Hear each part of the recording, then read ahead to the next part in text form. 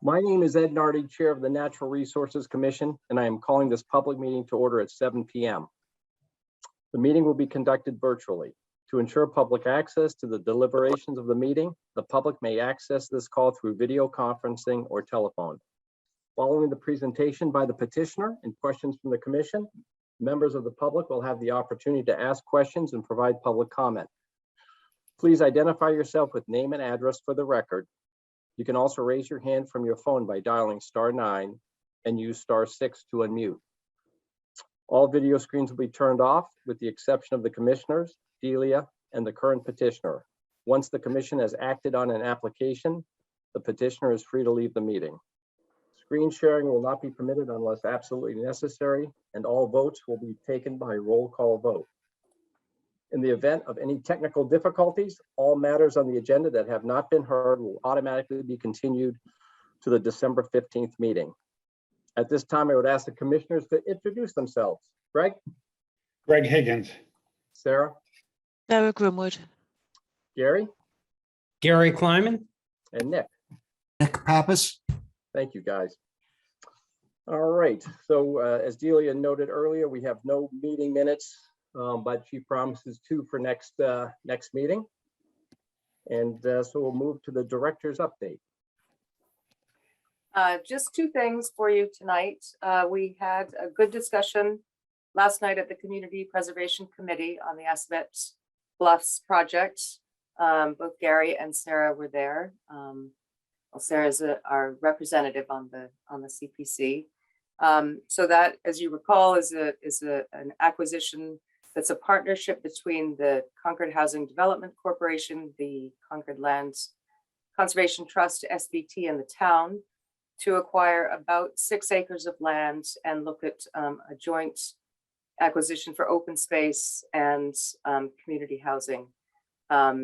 So there was a lot of neighbor input into the discussion, and what we have sort of put forward, Marcia did a very nice presentation, was sort of the iterations of how the plans have developed, and the by right of 11 units plus the 2 existing at the 406 Old Marlborough property.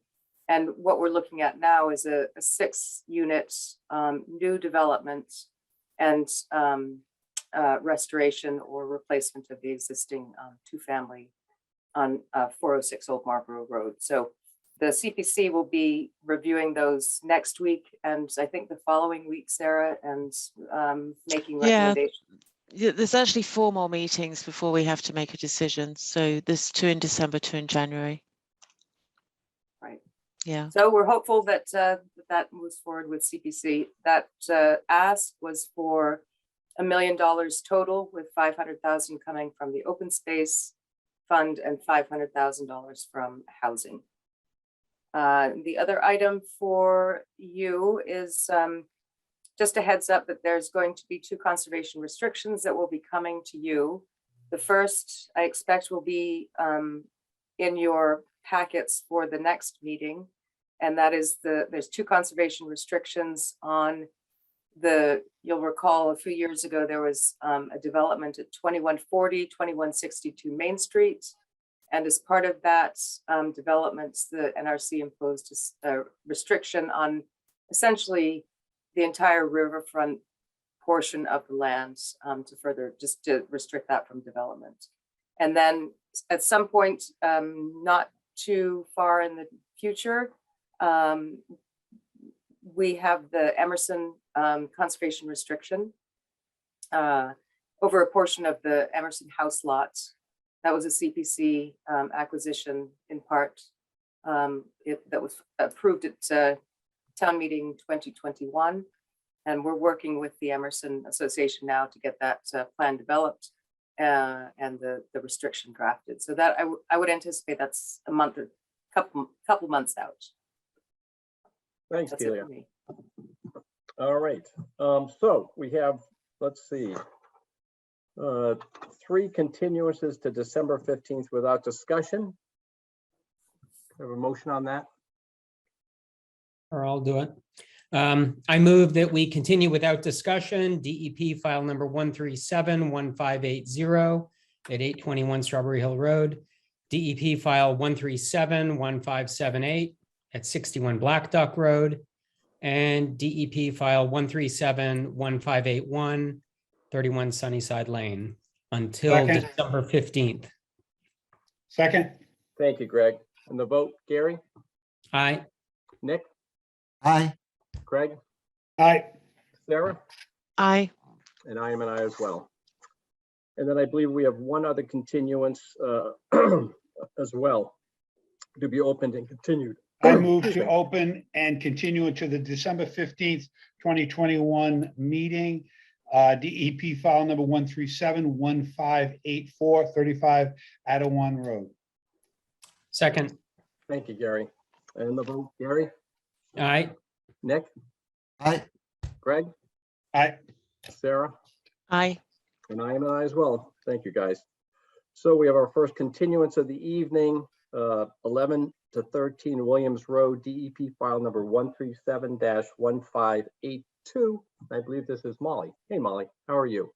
Good. How are you guys? For the record, Molly Bendorf with Stamsky McNary. This property is 11 to 13 Williams Road. We met with the commission at the last meeting and discussed some revisions to the plan. One of which being to provide more information on the tree protection detail, specifying material and spacing. I do believe that Colleen sent me another email with a few additional comments, one of which to update the tree protection measure detail. And I guess I wanted a little clarification on that, if it was just to note metal stakes at a maximum of 10 feet apart. So I can get that after, but to continue with the revisions here, I added a note. So there's a portion of the gravel driveway that's on site that will be removed. Just added a note to loam and seed the disturbed area. Pheno stakes have been added to the 25-foot no disturb to depict that edge. And a note has been added to specify that like we talked about in the last meeting, there's some structures in the riverfront area dilapidated that were there from the previous owner that should also be mitigated when this work is going on. So there's a note to add that any existing structures on the property within the jurisdictional area shall be removed. And then one tree is being removed from the buffer zone. So we have proposed one native tree to replace that. And I'll wrap back around to the additional comments that I received from NRC staff. One of which being the tree protection detail. I don't know if Delia or Colleen can clarify what else needs to be added to that detail, just so I can get it right this time. If it was just specifying the metal stakes, I don't believe that was in the note, but I did specify 4-foot high welded wire fence. And I think I actually specified stakes at 8 feet on center. But I guess just a little clarification on what additional information we need on that would be great. So Molly, I apologize. Do you see the plan that I have up on the screen? Yes. Okay, so I don't, these are the notes here that you have. Mhm. And Colleen, maybe you can jump on. Since you looked at this, Yeah. so Yeah. this looks like what we would want. At the drip line, 4-foot high. I think you can probably clarify that to say that it's the welded wire that we're looking for. That Oh, it note's does. there. It does say that, Delia. I think it says Okay. fencing to be welded Yep. wire fencing. I see that now. Yep. Yeah. Okay. Do you want to have them just clarify that the stakes are metal stakes? Yeah, I can throw that note in there. I think I needed to add a note to the plan anyways and change one of the notes. So I can update that plan definitely just to note metal stakes at 10 feet maximum on center. Yeah, that sounds good. Okay, great. And then the other two comments, those are straightforward. That line going through the gravel drive to the barn, that will be the edge of pavement. So I will just note that on the plan. And there was a note that was on the existing soil absorption system that was referencing the septic plan. So I'll just add that note onto this plan as well and change the note number, clarify that. And then I did also speak to Colleen to clarify the debris. And I know Delia, you also clarified that no additional surveying needs to be done, but I just want to make sure that I have what I need on the plan, or if I can disregard that comment because you said it could become a special condition in the order to remove the debris. Oh, and I will add a note about how Colleen did talk to me about that, add a note saying that machinery will need to go into the riverfront area or the jurisdictional area to remove those structures. So I can add that note, but I wanted to make sure that I was just understanding exactly what's needed for that. Right. It's a question of, is it a note or a condition? Right. Or if I need to show anything additional on the plan, or if it's just adding a note to specify how those things will be removed. So there's nothing additional that you need to show on the plan. Okay. I think it helps to have it both as a note on the plan, which is typically more what the contractor is going to be looking at. Mhm. And we would also just condition it so that it's captured in both places. Okay. Okay, great. So I'll beef up the note a little bit to specify how it will be removed. Great. And I believe that was it. So if the commission has any additional comments or questions. I just have one clarification, Molly, on the pheno markers. The verbiage is no mow beyond this point. Mhm. Would you just clarify that as on your note there, that's what will be on the pheno markers? Yeah, so I think note 1 specifies approximately 25-foot intervals. Yeah, that's fine. 2-inch you can just say- diameter, and Yep. then no mowing beyond Oh, this. I see. I'm sorry. I didn't read print enough. Oh, that's okay. Yeah, of Got it. Thank you. course. Any of the commissioners have any further comments? No. Okay. Does the public have any comments on this application?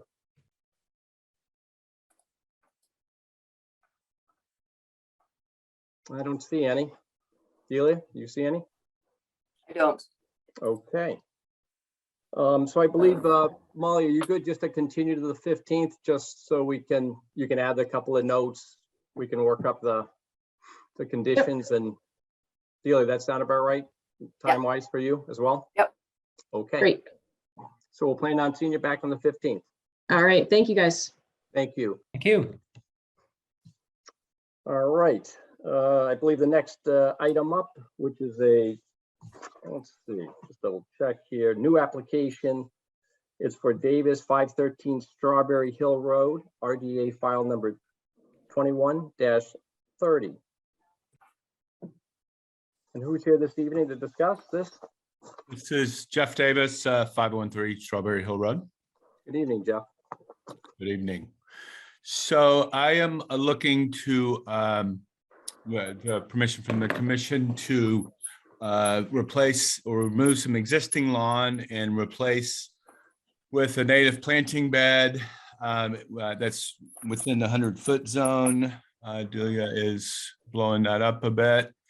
There's a little stretch right there, a little triangle portion there that's within the 100-foot zone.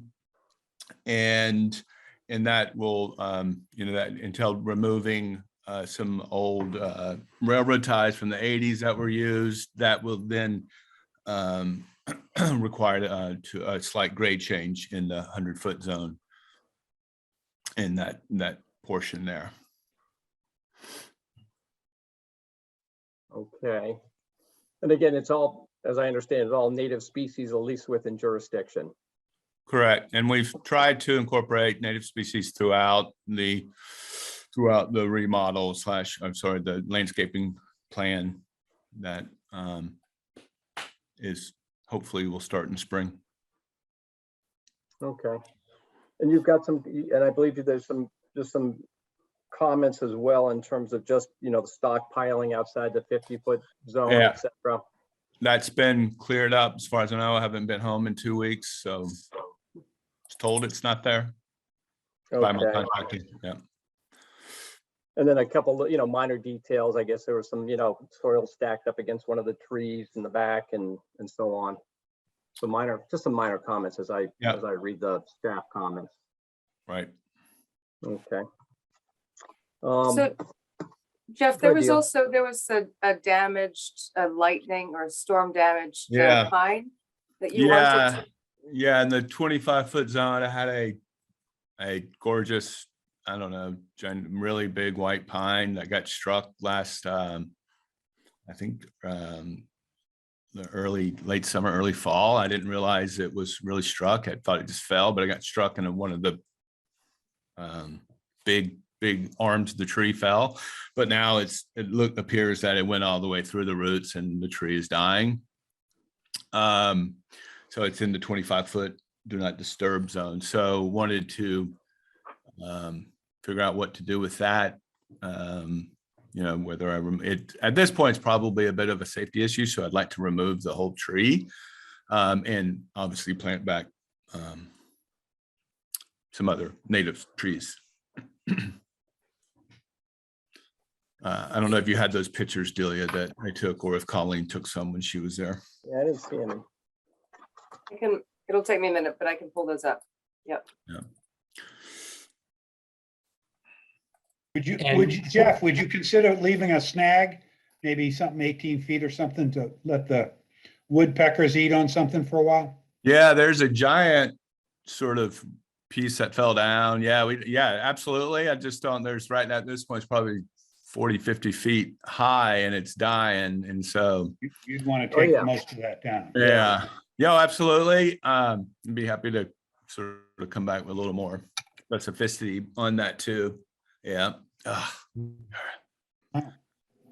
yeah. Yeah, it went straight through down to the roots. And I didn't really notice it until, the thing started to die off a bit in the winter. And then once I walked out there, it became pretty clear it's going to be a problem.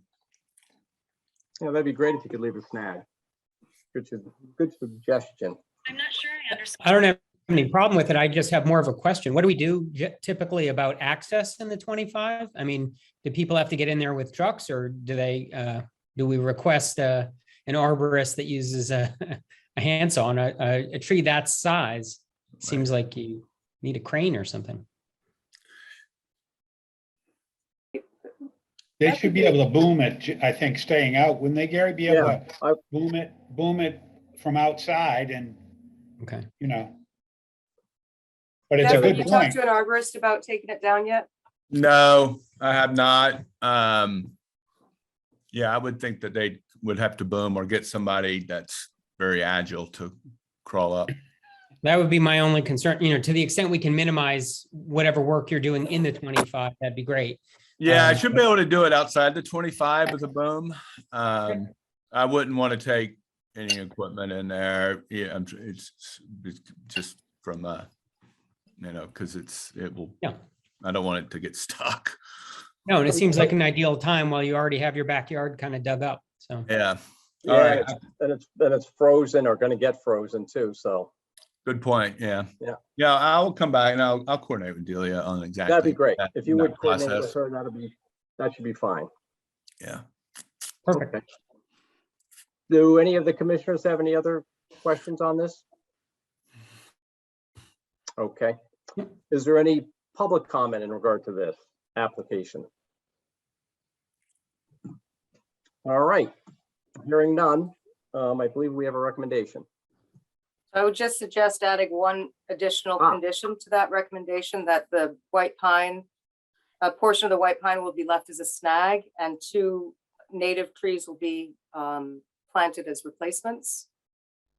And then we could work together with you at the pre-construction, Jeff, in terms of how the tree gets taken out. Thank you, Delia. Yep. Thanks. So do I have that recommendation? I make a motion to issue a negative determination number 3 with the following conditions. 1, a pre-construction site visit shall be held on site before work begins to review the LOW. 2, the stockpiled soil around the Japanese maple shall be removed by hand. 3, a snow fencing shall be installed at the 50-foot no-build zone, and all stockpiles equipment shall remain outside the area. And 4, after the project has been completed, the applicant shall submit a letter to the NRC stating that all work has been conducted in accordance with all the conditions of the determination of applicability. Any changes from the RDA shall be described. And 5, let's see, 5, the large white pine should be taken down to us and left as a snag, and the details to be worked out during site visit. Is that sufficient, Delia? Native And adding planting. native trees will And- be. Oh, and planting two native trees to be discussed and agreed to by staff. Perfect. And do I have a second? Second. Thank you, Sarah. And the vote. Gary, Aye. Nick? Aye. Greg, Aye. Sarah, Aye. and I am an I as well. Thank you, Jeff. Thank you. Have a good evening. You too. Bye. Bye. All right, moving on to the next application. For 2 Warner Street, 39A Commonwealth Ave, 28A Union Turnpike, 976 Barrett's Mill Road, and 123B Elm Street. Application number for an NOI file number 137-1585. And good evening, Alex. Good evening. Hi, can you all hear me? Yes. Yes. Great. Hi. For the record, Alex Patterson from EA Engineering. I'm also joined by Amy Hunt of EA as well. Delia, did you want to bring up the presentation, or would you like me to? Yes, I will do that. Give me one- Or do you want to, I can have you do it, or I can drive it. Do you see it? Yes. I do. Yep, we see it. Okay, Sure, if you can drive, that Sure. works for me. So I'll run through this relatively quickly, just because I want to leave as much time as possible for questions and comments at the end. And I think most of us are probably somewhat familiar with the project. So you can advance. Next slide, please.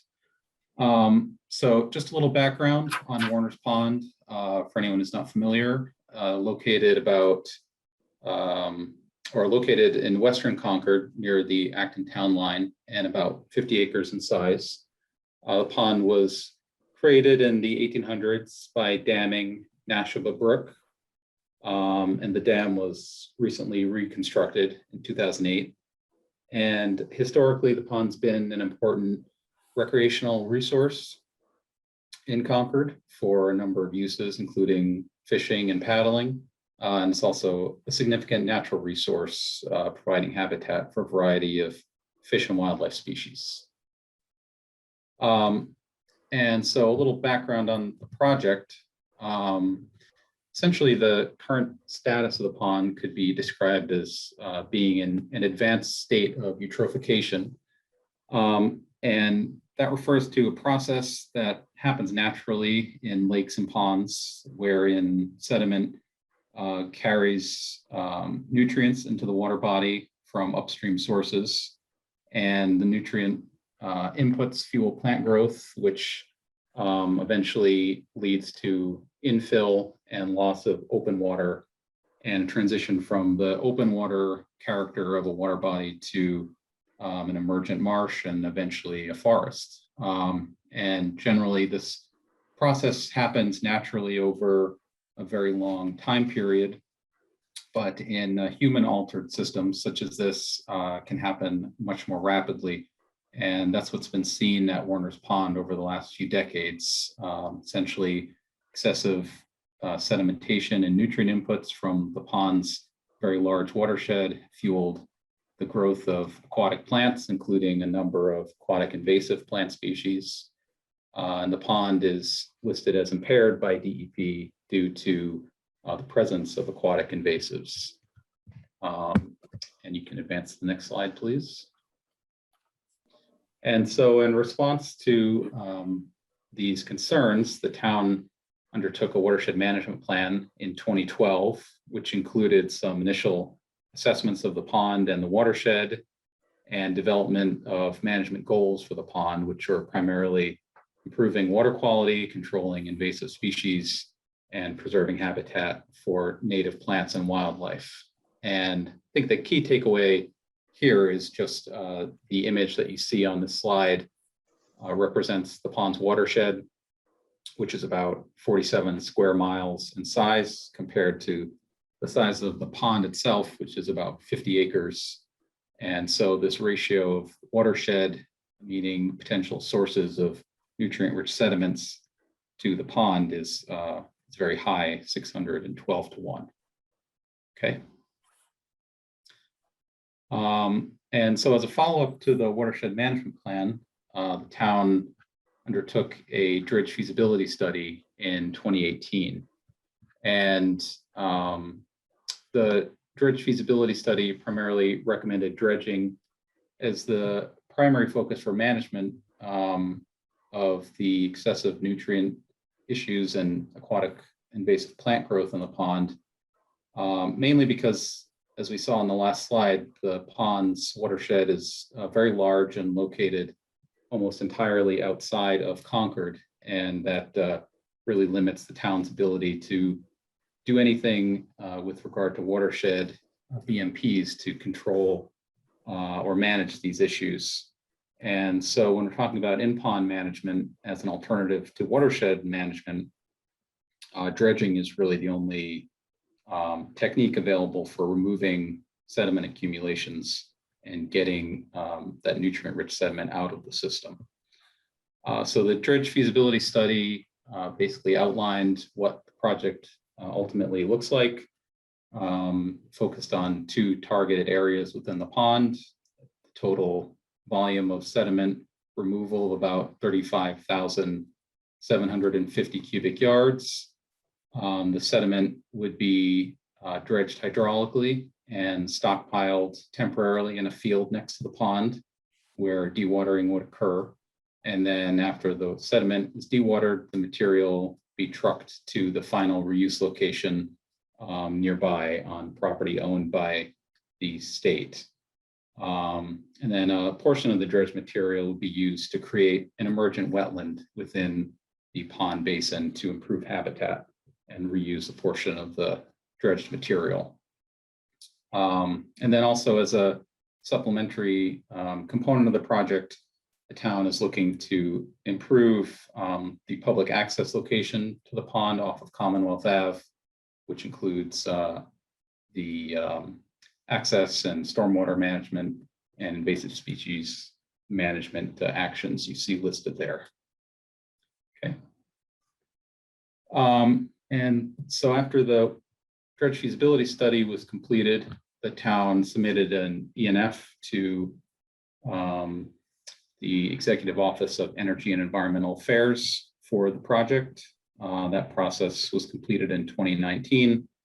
And through that, EEA confirmed that the ENF had adequately identified the project impacts and alternatives and could move forward to permitting. And so that brings us to where we are now.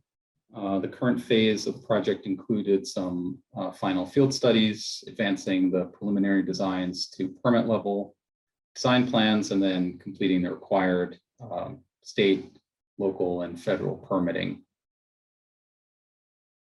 Okay.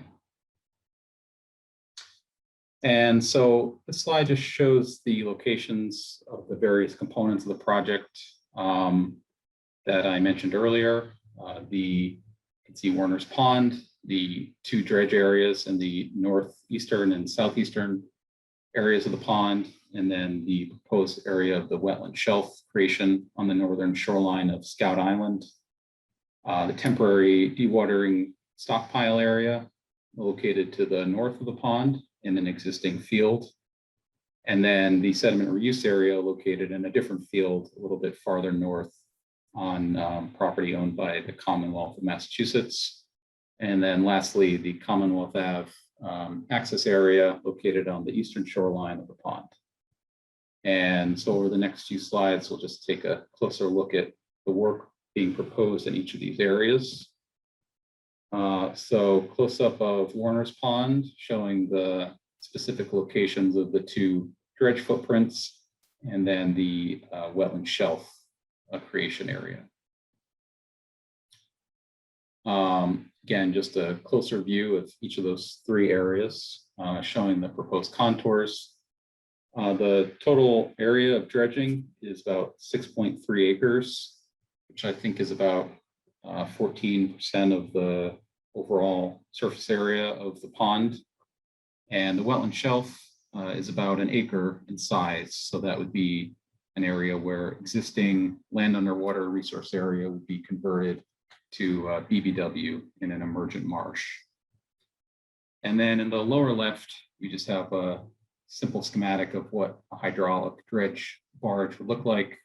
Essentially just uses a cutter head arm below the surface of the water to stir up and suck up the sediment, which gets pumped through a floating pipe to a dewatering containment area located at an upland location.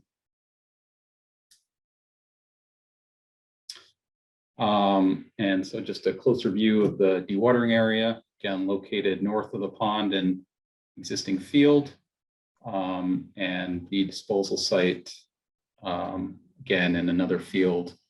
The dewatering area entails some relatively minor impacts to the bank, BBW, and BLSF, along with the 25, 50, and 100-foot buffer zones, primarily from the need to cross each of those areas with the dewatering discharge pipe, which physically transmits the dredge sediment from the pond into the containment area. And then the dewatering corral that the return water would flow through, essentially to remove any sediment from that water before it re-enters the pond. But the disposal area is located entirely outside of any resource areas or buffer zones. And then lastly, the Commonwealth Ave access location. Primarily, the work here just entails resurfacing the access drive and parking area, adding a passing pull-off that you can see on the north side of the access drive, just to sort of improve safety as you come around that curve. It's a little hard to see vehicles coming in the opposite direction, and there's not enough room for two vehicles to pass each other currently. So the town is looking to add that, basically just to improve access and safety there. The access drive and parking area would be resurfaced in gravel, and a grass swale would be added on the south side to improve stormwater management at the site. And then essentially along this entire area within the LOD shown here, the town would undertake some invasive species management. There are a number of invasive plants growing along the access drive and along the perimeter of the parking area, as well as delineating some parking spaces and improving the beach surface. Again, there's some work here in the BLSF, although it's been designed to provide no net fill. And there's also some work within the 25 and 50 and 100-foot zones, just by nature of the fact that it's an access to the edge of the pond. That's unavoidable in this case, but all of that work is within previously disturbed areas. And so just a kind of general overview of the project schedule. Permit applications have been submitted. We're expecting that process to be completed in spring of next year. So final design and bidding would occur next summer, contractor selection and start of work in the fall, and then work completed next spring, or spring of 23, I should say. Just a summary of what we just talked about. And that, happy to take any questions. Thank you, Alex. Appreciate the presentation. Obviously a much needed project. And I actually just had a couple of questions after reading the material. Just out of curiosity, once the sediment is dewatered and going to be moved to the permanent location, do you have to resample that for any kind of, I know there was an arsenic hit, and do you have to resample again? I know you resampled in the water to get a good feel for what the sediments are, but do you have to resample again? Yeah, so yes, the material will be resampled after dewatering prior to transport to the final reuse location.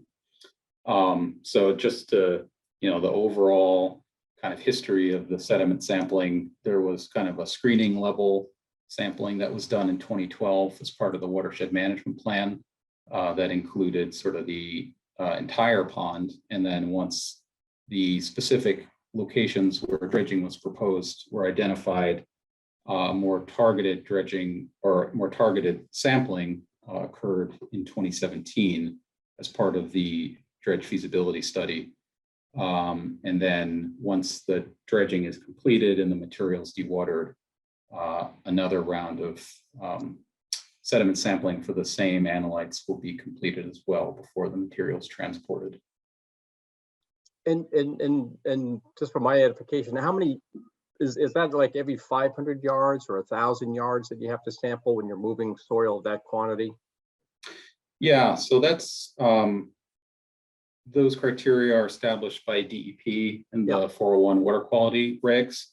And in Massachusetts, it's one sample per 1,000 cubic yards, and then up to 3 samples can be composited into a single sample for analysis.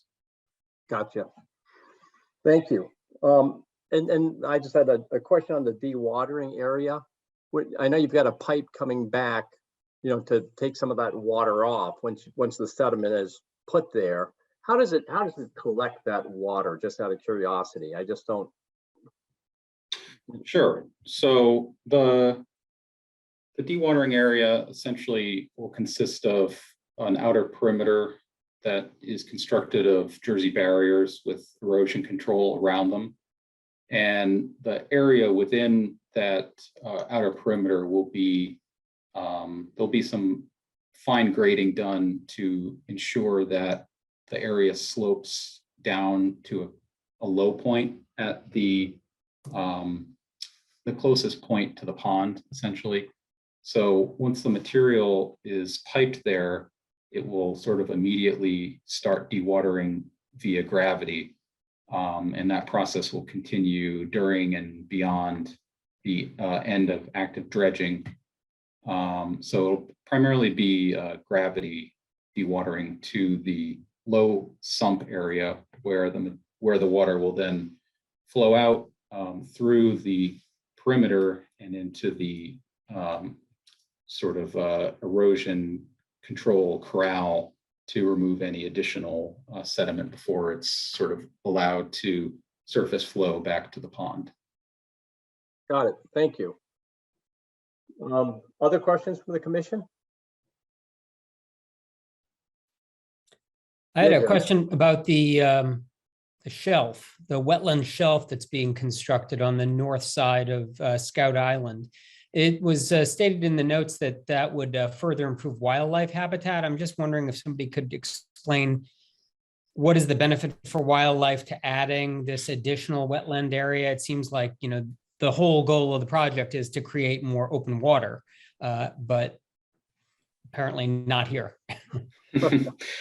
Sure. So, yeah, I mean, I guess the current condition in the pond is that water levels are fairly shallow throughout most of the pond. And because there is good light penetration due to the low water levels and nutrient-rich sediments. It creates sort of the ideal conditions for plant growth and growth of aquatic invasive plants, which obviously degrade habitat and make recreation certainly less enjoyable. So the goal of the dredging is really to increase water depths within those targeted areas to sort of restore the deeper water habitats, remove the invasive species in those areas, and get rid of some of that nutrient-rich sediment. But emergent wetlands are also very valuable habitat for native wildlife species. And so by sort of adding sediment to the area where the wetland shelf is proposed, which again is still degraded under current conditions, we're basically kind of doing the opposite of what we're doing in the dredge areas. It's still beneficial, but instead of creating deeper water habitat, we're raising the elevations to just above the normal water surface elevation to encourage growth of native emergent plant species. So while the overall goal is to remove sediment from the pond, and that is primarily what the project does, a relatively small portion of the material is essentially just being moved from one part of the pond to the other to provide that beneficial habitat. And Alex, just a question, when you move that material, is that also by the flexible hose?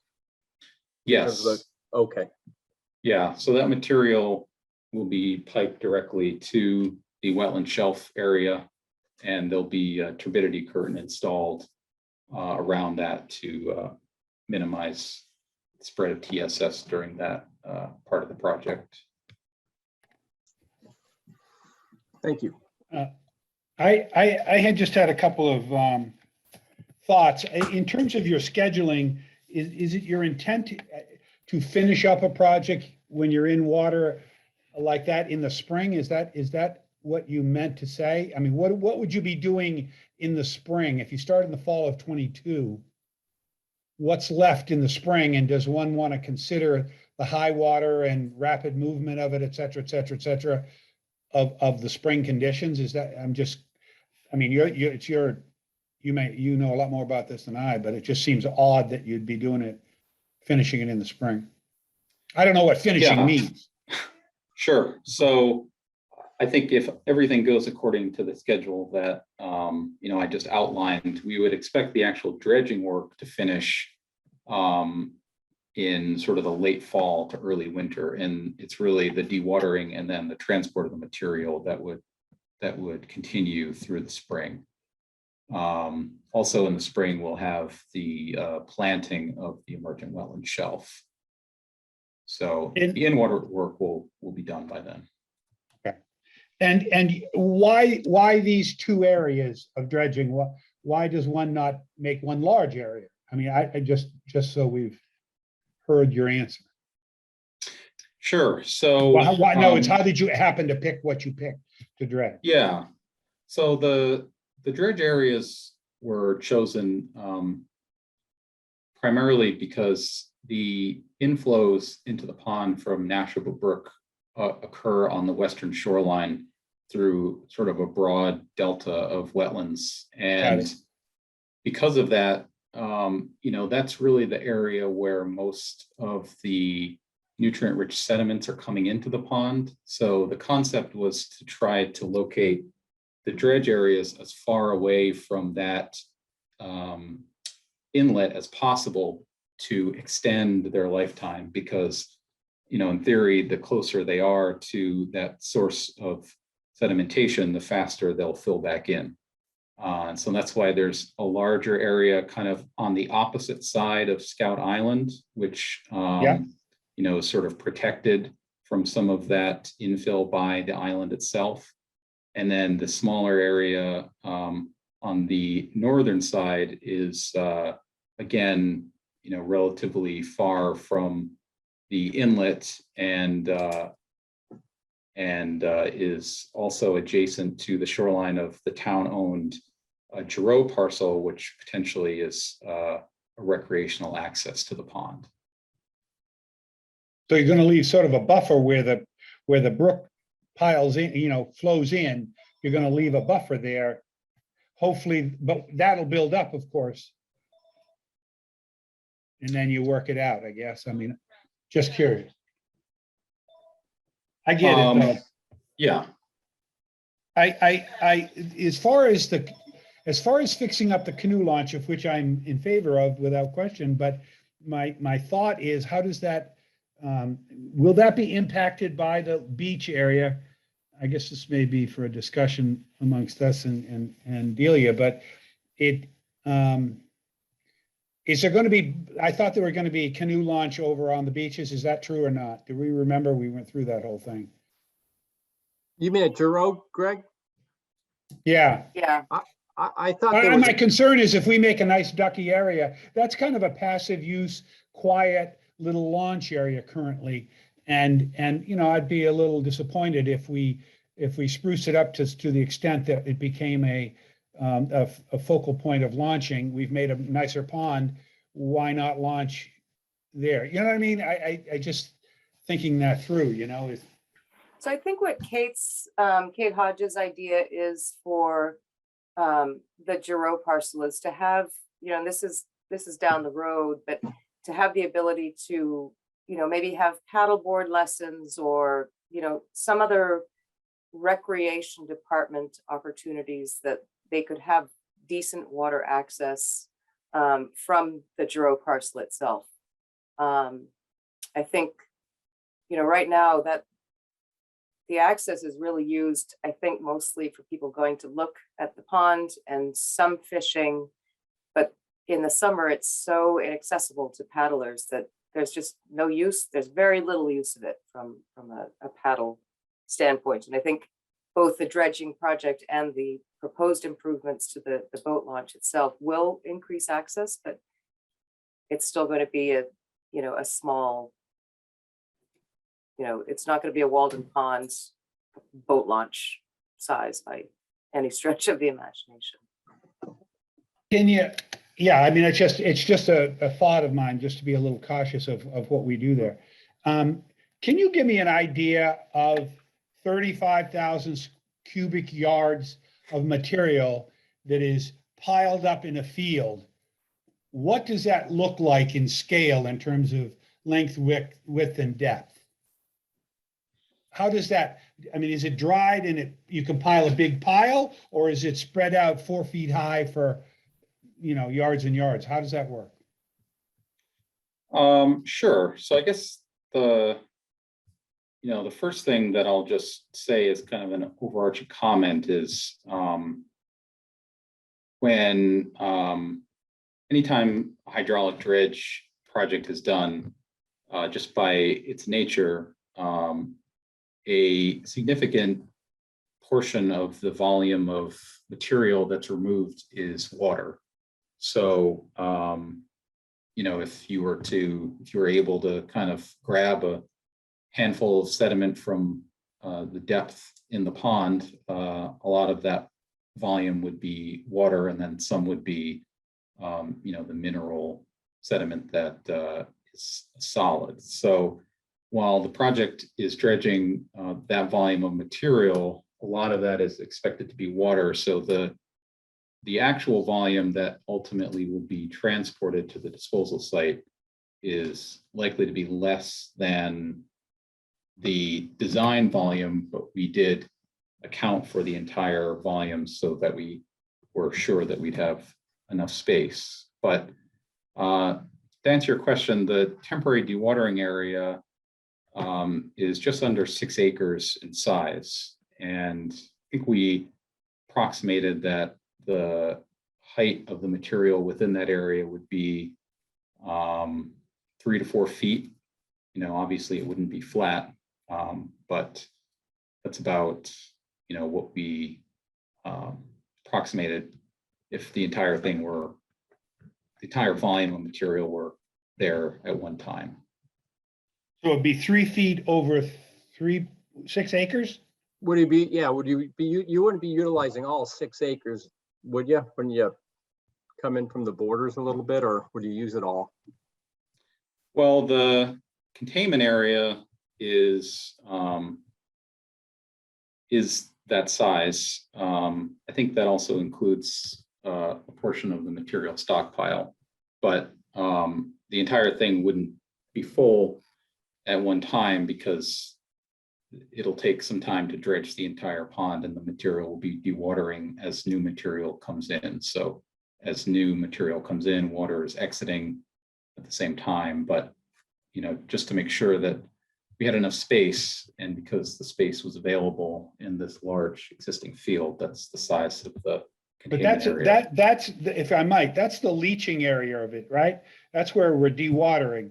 I was looking forward to hearing about the final resting place of the material. Oh, sorry. I thought you were referring to the dewatering area.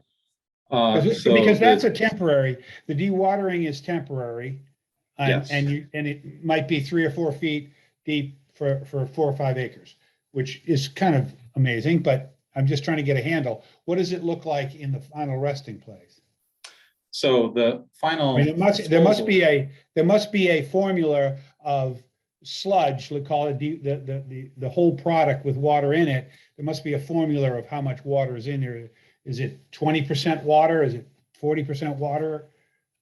Yeah, it depends on the material grain size, but it could be, 50 to 60% water. Oh, that much? Yeah. So. It's actually a But little the- higher than that, Oh, probably Amy. 80%, high. ahead. It's probably about 80% water.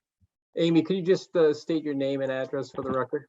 Oh, sure. I work for EA Engineering. I live in New Hampshire, not Concord, Mass. But I'm the professional engineer stamping this plan set. So are you telling me with 35,000 cubic yards that only 20% of that it would be solids? Not coming into the dewatering location. No, I'm talking about the final resting place first. Oh, I apologize. I'm sorry. I thought the question was what was coming into the dewatering location. We know that's 35,000 cubic yards. Yep. So yes, I think Alex was. Yes. I apologize. The percentage of water in that case would be much lower. So it would be probably 30 to 40%. In the final resting place. Yeah. No, So but only 20% of the 35,000 yards will end up in the permanent resting or semi-permanent resting place if 80% of it starting out is water. correct. Am I missing something here? Nope. That's correct. You're right. Yeah. Which is a huge difference in terms of what's going to be. I mean, we've got neighbors and people around, they're going to be looking at things, and I just want to get a scope of what we asking them to live with, Sure.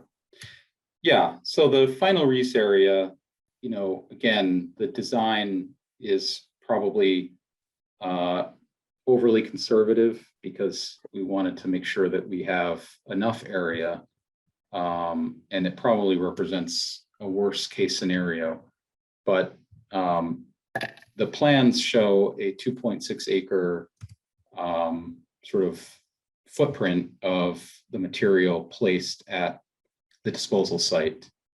And, the change in elevation is anywhere from, I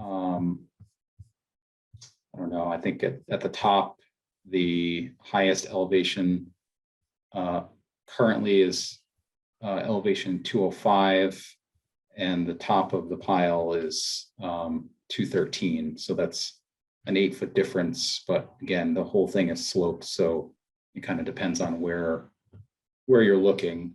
But again, that assumes the total volume, which we would expect it to be significantly less due to the aqueous nature of the sediment. Don't we need to get sort of control on what the end result is so that we can make a determination on that? I mean, it's one thing to err on the side of caution, but the other thing is if it's 80% water and we're gonna lose 70 or 80% of the water in the transit, we ought to know that what's going up. If that 8 feet is only 5 feet, that could be a huge difference. In other words, is how that's gonna look down, later on when it's a semi-permanent mound or whatever it's Yeah. gonna look like. Okay, I've taken up enough time, but I just need more clarity on what the end is gonna look like. No, that's a good point, Greg. And Alex, just to reiterate, but you're saying you took a conservative approach in the final spot on the prison site, and that's accounted for, am I understanding that you've assumed that it's mounded as it may be 35,000 cubic yards? Or is it somewhere It's in between? about, yeah, it's a little less because some of the material is being used to construct the wetland shelf. Oh, that's So right, yeah. I think it's 32. more like 32,000. Yeah.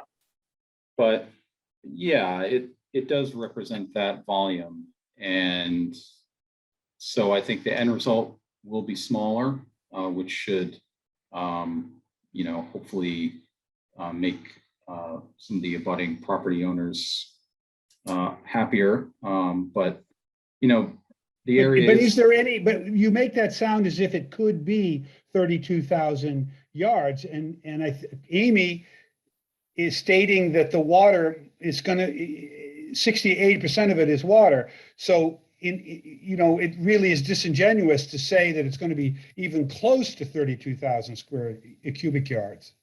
It's not even Right. going to be close. It's probably going to be more like 15 at best, which if I were a neighbor, I'd want to know that difference rather than I think I'm going to look at 8 feet and I'm only going to look at 4. Maybe 4 is not a problem, is my point.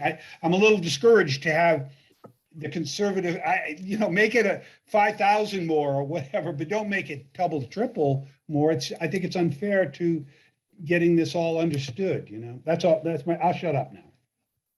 No, your point is well taken. I think part of what we were trying to just navigate is that it's not necessarily clear exactly what percent of the material is solid versus water. It's going to depend on, exactly what comes out of the pond. So we would expect it to certainly be less, and it could be significantly less. And there are certain, assumptions that we can make based on the grain size analysis that's been done. But, I guess just to be conservative, we designed the area for the full volume. But, again, if it is helpful, we could certainly, provide a grading plan that represents a lower volume of material with an assumption of how much of the material would be, lost through the dewatering. Yeah, I think that would, to Greg's point, I think would be very helpful because I think that the plan that's provided today shows a fairly significant mounding with a fair amount of contours to it. And I think those are 1 foot contours, but it's fairly significant. So I think that would be very helpful. Okay. Any other comments? I have a question. Okay. I'm a little bit confused about precisely what our jurisdiction is within this hearing and what, if anything, we're approving, because we're not, lords of the aesthetics of the project. We're here to protect the environment. So I'm just, maybe it's a point of order, but could someone clarify what our jurisdiction is and exactly what we're deciding? Well, I believe we're crossing over the 20, 50, and 100 in certain circumstances as laid out in the application. But the height of the mound has nothing to do with that. No, you're right, Nick, it doesn't, but I think it's a fair question to ask in terms of just trying to understand the entire project, in terms of, you're right, it's not in the pure jurisdiction, but what's coming out of the pond is in our jurisdiction, how it's crossing over to the field, and then ultimately the end result. Again, that's not in our purview, but it's a fair question to ask in terms of the estimate of what's coming out and what's being transported. I don't see it, but okay. Okay. Any other comments from the commission? Okay, any comments from the public?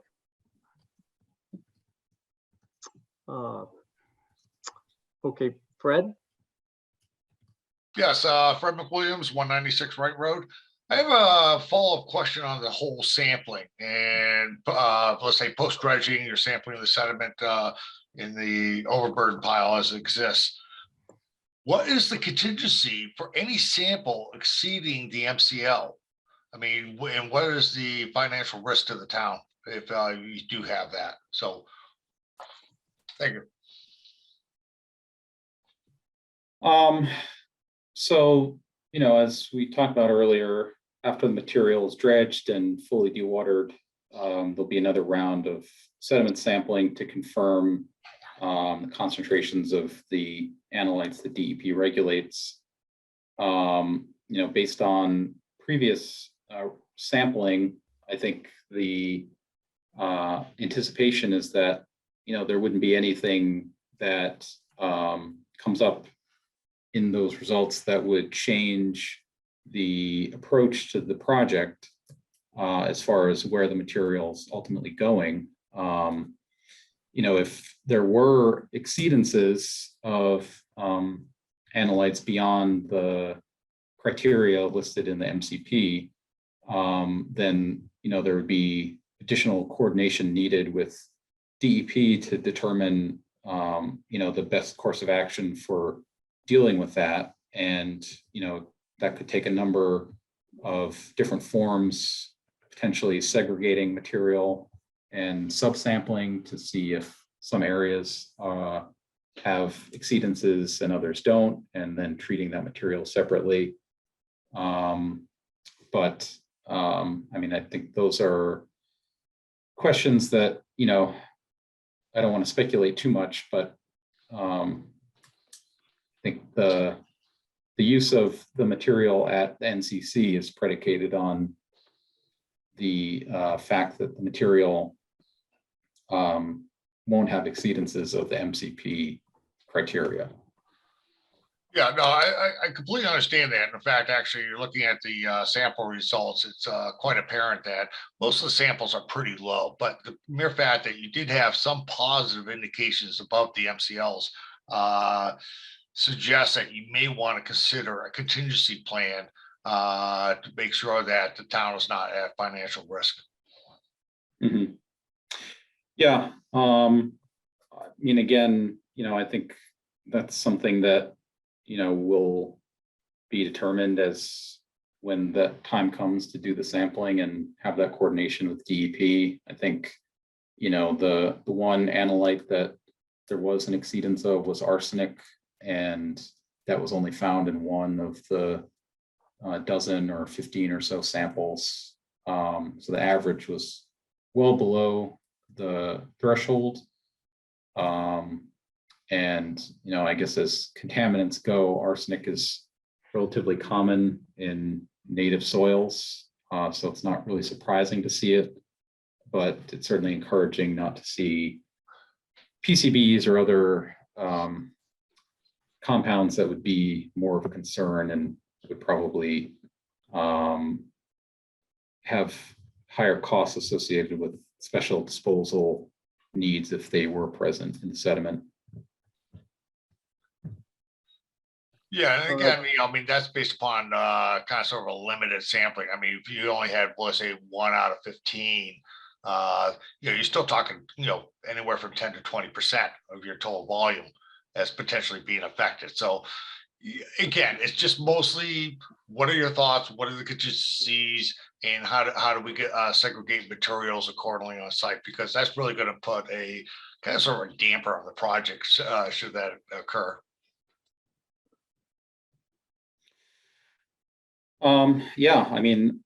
I think the material is going to be dredged, and once it's dewatered, there'll be another round of sampling, and then based on what those results show, the project will either proceed as designed, or there'll need to be additional coordination. And at that point, we'll work through that process. But beyond that, I think, anything else would just be speculation at this point. Alex, just a question on previous dredging projects you may have been involved in, and you pre-sample the sediments and then you dewater and then sample afterwards. Is there any consistency, from previous projects? Are there surprises along the way, or what's your track record there, or the history there? Yeah, I can't recall a project where we, had sediment sampling prior to dredging and then sampling again post dredging, and there was a significant difference in what was found. There are certainly projects where there are compounds that exceed the MCP thresholds that show up prior to the dredging, and so it's not always feasible to just dispose of that material at a site, and that may have to go to a landfill or another site that can accept that type of material. So that's usually something that's identified in advance, and that's kind of the part of the reason that DEP requires a certain level of sampling that they do, because it improves the likelihood that you'll identify any contaminants in the material before you dredge, because we don't want to have surprises come up at the last minute.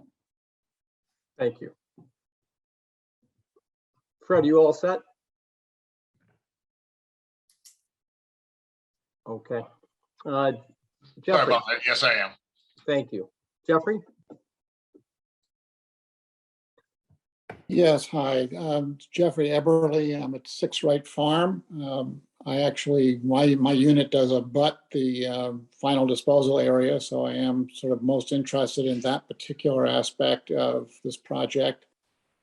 I don't know much about the consistency of the dredge material, but it's curious to me that if it's not good enough to leave in the field, why is it good enough to move uphill from our septic and wetlands areas at Wright Farm? And is there going to be, and has there been any study on the change of water flow that will result from the additional material in the disposal area? There are septic systems downhill from there. There's a sizable wetland area. I don't know if there'll be any changes to the effect on that, and whether it will encroach on any of the yards in the development. Well, I guess just to respond to your first comment, I think the reason the material is being moved is not that it's not good enough to leave at the dewatering site, and we want to move it to to a different location. It's the reason that the disposal area is in a different location from the temporary dewatering area is just that for a hydraulic dredge project, typically, or really any dredge project, the temporary dewatering site ideally is located as close to the water body as possible, because the material needs to be moved directly from the pond to the temporary dewatering site. And secondly, because when the material dewaters, you want that water generally to go back into the water body where it came from. And so because of that, the temporary dewatering area ideally is located next to the water body. And in this case, we have a large open field available that directly abuts the pond. So it's the most logical place to have the dewatering site. The reason the material isn't just staying there permanently is because that field is used by the NCC to grow livestock feed. And if the material were left there, then that field would no longer be available for their use.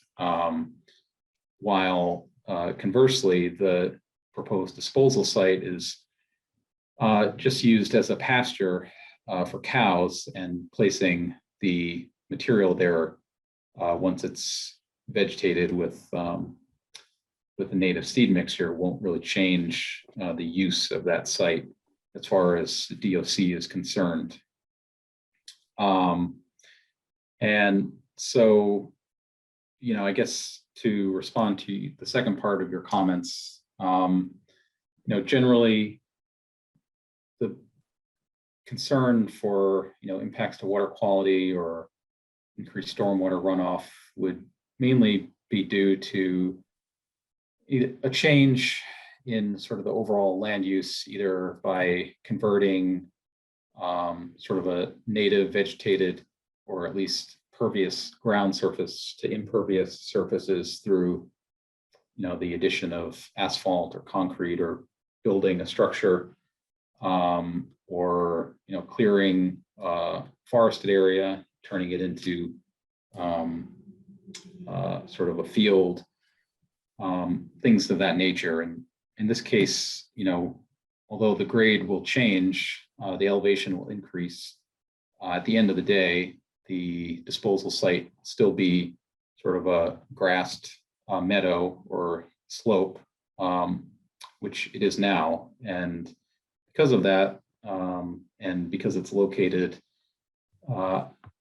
well outside the 100-foot buffer zone, 100-year flood zone, any riverfront areas, or any other sort of sensitive resource areas that be something that would be under the jurisdiction of the NRC, we felt that that was an appropriate place to place the material. So I'm hopeful that there will not be unintended consequences of this. I mean, the material is different than what's there now. It will be sampled. We don't know to what extent. I would be happier if we had some conditions around the condition of the material itself, so we're comfortable with what's there. I mean, for example, that neighborhood lived with an ungodly smell for years and years and years from the compost material stored at the Marabella farm. So we're unfortunately used to large piles of disposed material not having a great impact on our neighborhood. So whatever you guys can do to surround the disposal area with conditions to ensure that we're not impacted by it, either from runoff, smell, or contaminants, would certainly be appreciated. Thank you, Jeff. Carlin? Thank you, Carlin Reed, 83 Wits End. I'm a butter and one of those folks who happens to live closest to this disposal site. I think Delia and I figured out that my house or my property line is going to be 300 feet from the resting place. I appreciate the comments from Mr. Higgins and Mr. Nardi about the visuals. I also have sent in a list of my observations and concerns in a letter format, which has been posted as part of materials on the website. And I did see that Mr. Patterson has filed responses to those questions. I truly do appreciate those responses because it did answer most of the questions. 2 points. One, once that hill of dirt sediment is placed on the property owned by the state, I'm believing that the NRC and the Department of Natural Resources will have no more jurisdiction over it, and the state can do with that soil whatever they choose to do. That's a question. I'm guessing that's what it is, because I didn't see what the terms and conditions are on the use of the sediment after it's been deposited on the prison property. That's the first thing. The second question is, sounds like the major impact to our neighborhood, aside from the visual outside my window, is going to be the 4 to 6 weeks of trucking noise, hauling the soil from the dewatering site to the final disposal site. Now, I would appreciate that the order of conditions address the noise issue and the traffic control issue around that particular area around the rotary, because it can be a pain sometimes. That's it. Thanks, folks, for the considerations. Appreciate it. Thank you, Carlin.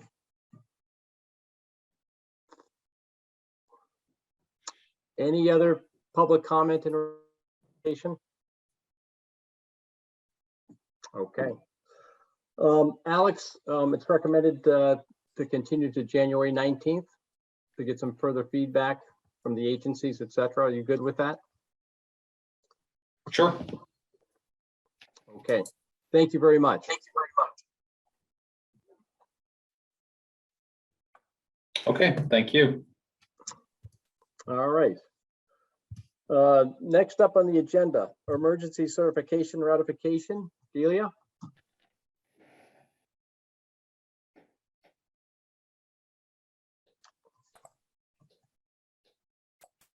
So we have, let's see, the national park. Let me find my screen. Oh, I've been zooming around. I'm not in the right place anymore. National Park has a blocked culvert at Millbrook as it is across from the Miriam Road parking lot. There's a historic culvert that they are concerned about. It's overtopped. And so they would like permission to notch a dam there. I have pictures of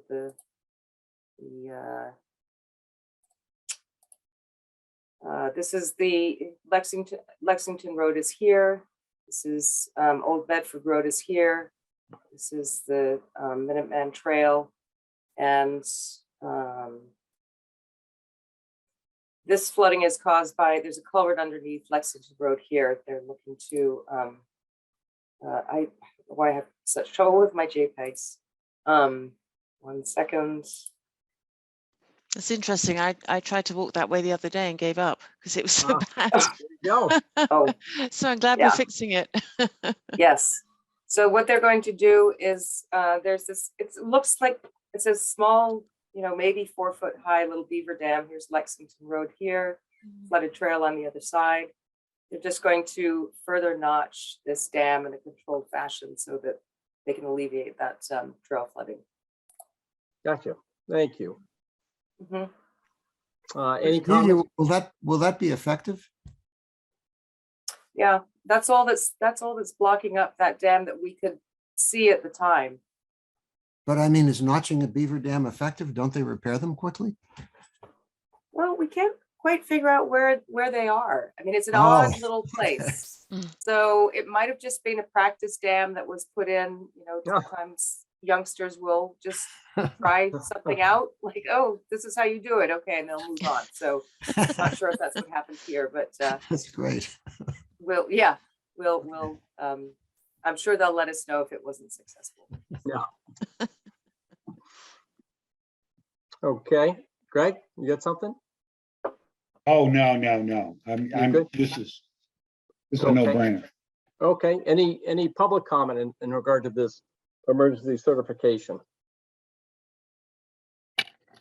Okay, hearing none, I think we need a vote on this, Delia, correct? Yes. All right. Could I have a quick motion, please? I make a motion to issue an emergency ratification of the Beaver Dam notching at 71B Lexington Road. Thank you, Greg. Second, Thank you, Nick. And the vote, Gary, Aye. Nick, aye. Greg, Aye. Sarah, Aye. and I am an aye as well. All right, other business. First up is the, yes, Sorry, Ed, could I just interrupt for a second? I see that Ned Perry is on the call, and this is a very quick oh, sure, administrative approval. Maybe we can just do that quickly. So you bet, no problem at all. okay, so this is Ned Perry is interested in putting in a little bog bridge. It's about 40 feet long. It's along the edge of, here's Bedford Street here. This is Moore's Swamp. The Sleepy Hollow Cemetery is up here. And there's 3 properties here on the edge of Moore's Swamp that they would like to put in a small bog bridge reclaimed from a barn restoration project. And I have a few photos that Ned shared with me. I went and took a look at it this morning. So this is the edge of the swamp here. These are the boards as they would be with right now they're just lying on the ground, and Ned would work to secure those 2 sleepers and screw them into the surface. And this would allow access for 6 families to get to the Ridge Trail as well as Moses Pond for swimming. Thank you, Delia. Great. Look straight away. Yeah. Yep. Well, Ned doesn't need those because from what he can walk on water. So There you go. Delia, we administrative approval? We don't vote Just this. really bring this to your attention in case you have any concerns, and just to provide public notice on it. No we don't need a concern. vote. All You do good. not need to vote. Looks good. Thank you. Yeah. Thank you, Ned. Thank you. Have a good evening. We'll All stay right.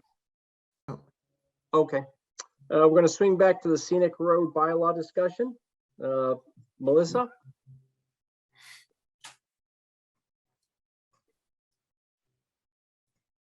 Hello, I'm trying to start my video.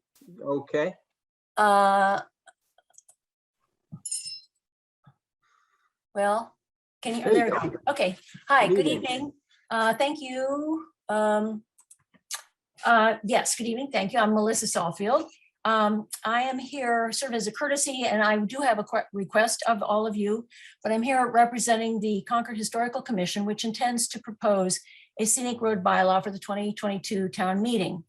Such a bylaw would help protect the rural and historic character of local roads from construction-related activities. It would establish a public review procedure to be conducted by our planning board when proposed work on a designated scenic road might involve cutting down or removal of trees or alteration of stone walls within the public right-of-way. The adoption of a scenic road bylaw can be initiated by a town's planning board, the historical commission, or a conservation commission, which are the 3 groups that have authority under the law to recommend local roads be designated as scenic. Last week, Joanne Gibson, along with Historical Commission Michael Capizzi, I was unable to present because I was out of state for Thanksgiving. They presented this proposal to the planning board, seeking their support of the bylaw and to enlist their willingness to co-sponsor this warrant article along with the Historical Commission. They did have some questions, but the sense by the planning board was very supportive.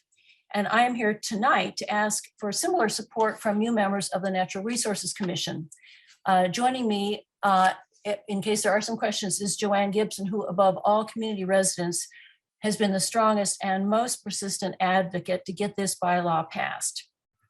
As you all have read, I hope in the documents that were prepared for tonight's meeting, that is a memo that Joanne, Elise Woodward, and Pierce Brown prepared. It is clear that for nearly 40 years, there have been efforts to pass such a bylaw, but for a variety of reasons, it has not succeeded. Just reflecting on what we may have lost in the intervening 40 years is, to me, a rather sobering consideration. And yet roads and their integrity have always been a primary concern to Concordians. Indeed, among the charges to the Historical Commission, as outlined in this most recent long-range plan and Vision 2030, there was a call to review the effectiveness of regulatory tools to better protect and preserve the town's historic character and our cultural resources. Historic road protection closely aligns with larger efforts to preserve community character and enhance the quality of life. The enactment of a scenic road bylaw would significantly add to the tools that we have available. So across the Commonwealth, there are some 113 towns that have adopted a scenic road bylaw, including our contiguous neighbors. And indeed, Carlisle adopted its first scenic road in 1973, which is the same year that the enabling legislation was created at the state level. That is Chapter 40, Section 15C, Title 7, Part 1, whatever all that means. But each town establishes its own criteria for determining a scenic road, and the Concord Historical Commission will be reviewing criteria and a suggested list that is currently being researched by some a terrific group actually, of local historians that have been meeting at special collections this week. The principal starting point will be consideration of a road's historic importance, and then relating to its, its initial creation, as well as scenic elements and the presence of stone walls and adjacent trees. As I mentioned, it will be the responsibility of the planning board to conduct public hearings and impose judgments. The planning board would also be responsible for creating the rules and regulations that govern the implementation of the bylaw should it successfully pass at next year's town meeting. As the town prepares to celebrate the 250th anniversary of the Battle of the North Bridge, the launch of the American Revolution, we believe now is the time to add this protection to our historic roads and to honor our town's distinctive historic legacy. So I open it up for questions. Joanne's here too, if there are some questions, but we really are looking for you, ideally, if you would be willing to co-sponsor this, but certainly support this town warrant when it will come before the town meeting next 2022. Thank you, Melissa. And Yes, I have Sarah, a, please. yeah, No, I'm just trying to understand what the difference would be to a road under this bylaw. If I guess I'm making an assumption that the roads that you're going to put forward would be already in the historic district, or is that not correct? They might be. I mean, for example, the roads that we are considering, Balls Hill, Barrett's Mill, Garfield, Liberty, Monument Street, Ornack, Strawberry Hill, Sudbury Road, Westford Road. We're trying to, and again, we're continuing to do our research, but peg it to a period in time, an early period of Concord history where we can delineate and show for a fact that these roads were there. Oh, okay. It doesn't, and it's the bylaw, the enabling legislation refers to trees and stone walls within the public right of way. We're not talking about private property. No, but what I was thinking was, if they're already in the historic district, don't you already have to go to for permission to do any changes to the stone walls or trees? So the historic district's primary, downtown, Barrett's Mill Road, those primarily, as far as, well, I don't know all the specifics about the HDC, but they tend to be talking about properties, i.e. a home, a house. That I honestly don't know. Or maybe Nancy could answer that for us. I'm just interested. So I mean, I live in a historic district, and I'm pretty sure, well, I know if I want to change my fence, I have to get permission. So surely that would cover the stone walls, and I know if it's near the road, I have to get permission to change a tree. So but it sounds like not all of the roads being considered here are in historic districts anyway. They're definitely not. Okay, so that answers my question. Thank you. Okay. Yeah, Nick. Go ahead, Nick. A couple of things, Melissa. Is there a draft bylaw yet? I mean, it's a little hard to support something when you don't know, when you can't look at it. No, we do not have, the Historical Commission has not seen it yet either because it hasn't been written. We are working on the writing of it. I'm just coming as really to introduce this to you. Okay. When the language is written, we certainly can share it with you, obviously. Yeah. Okay, just as in hopes of being able to influence the language somewhat. This year I moved to Monument Street. And in fact, I'm at the far end of Monument Street. So I get this beautiful ride up and down Monument Street several times a week. And I love it. I would not want to change anything. But on the other hand, I encounter bicyclists and people attempting to walk on a road that has no sidewalks. And this street is just, someone's going to be killed here someday. And I would like to see any bylaw or any regulation that's done not freeze things in such a way that these roads cannot be made safer.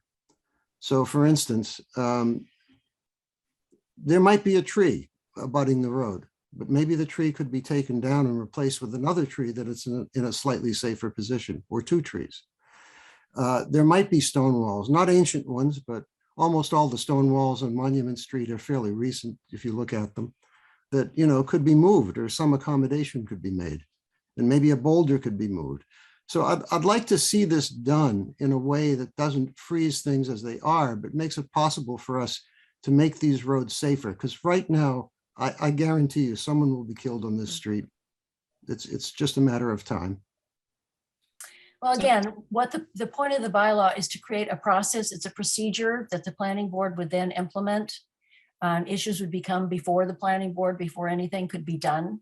It would apply to what town work as well.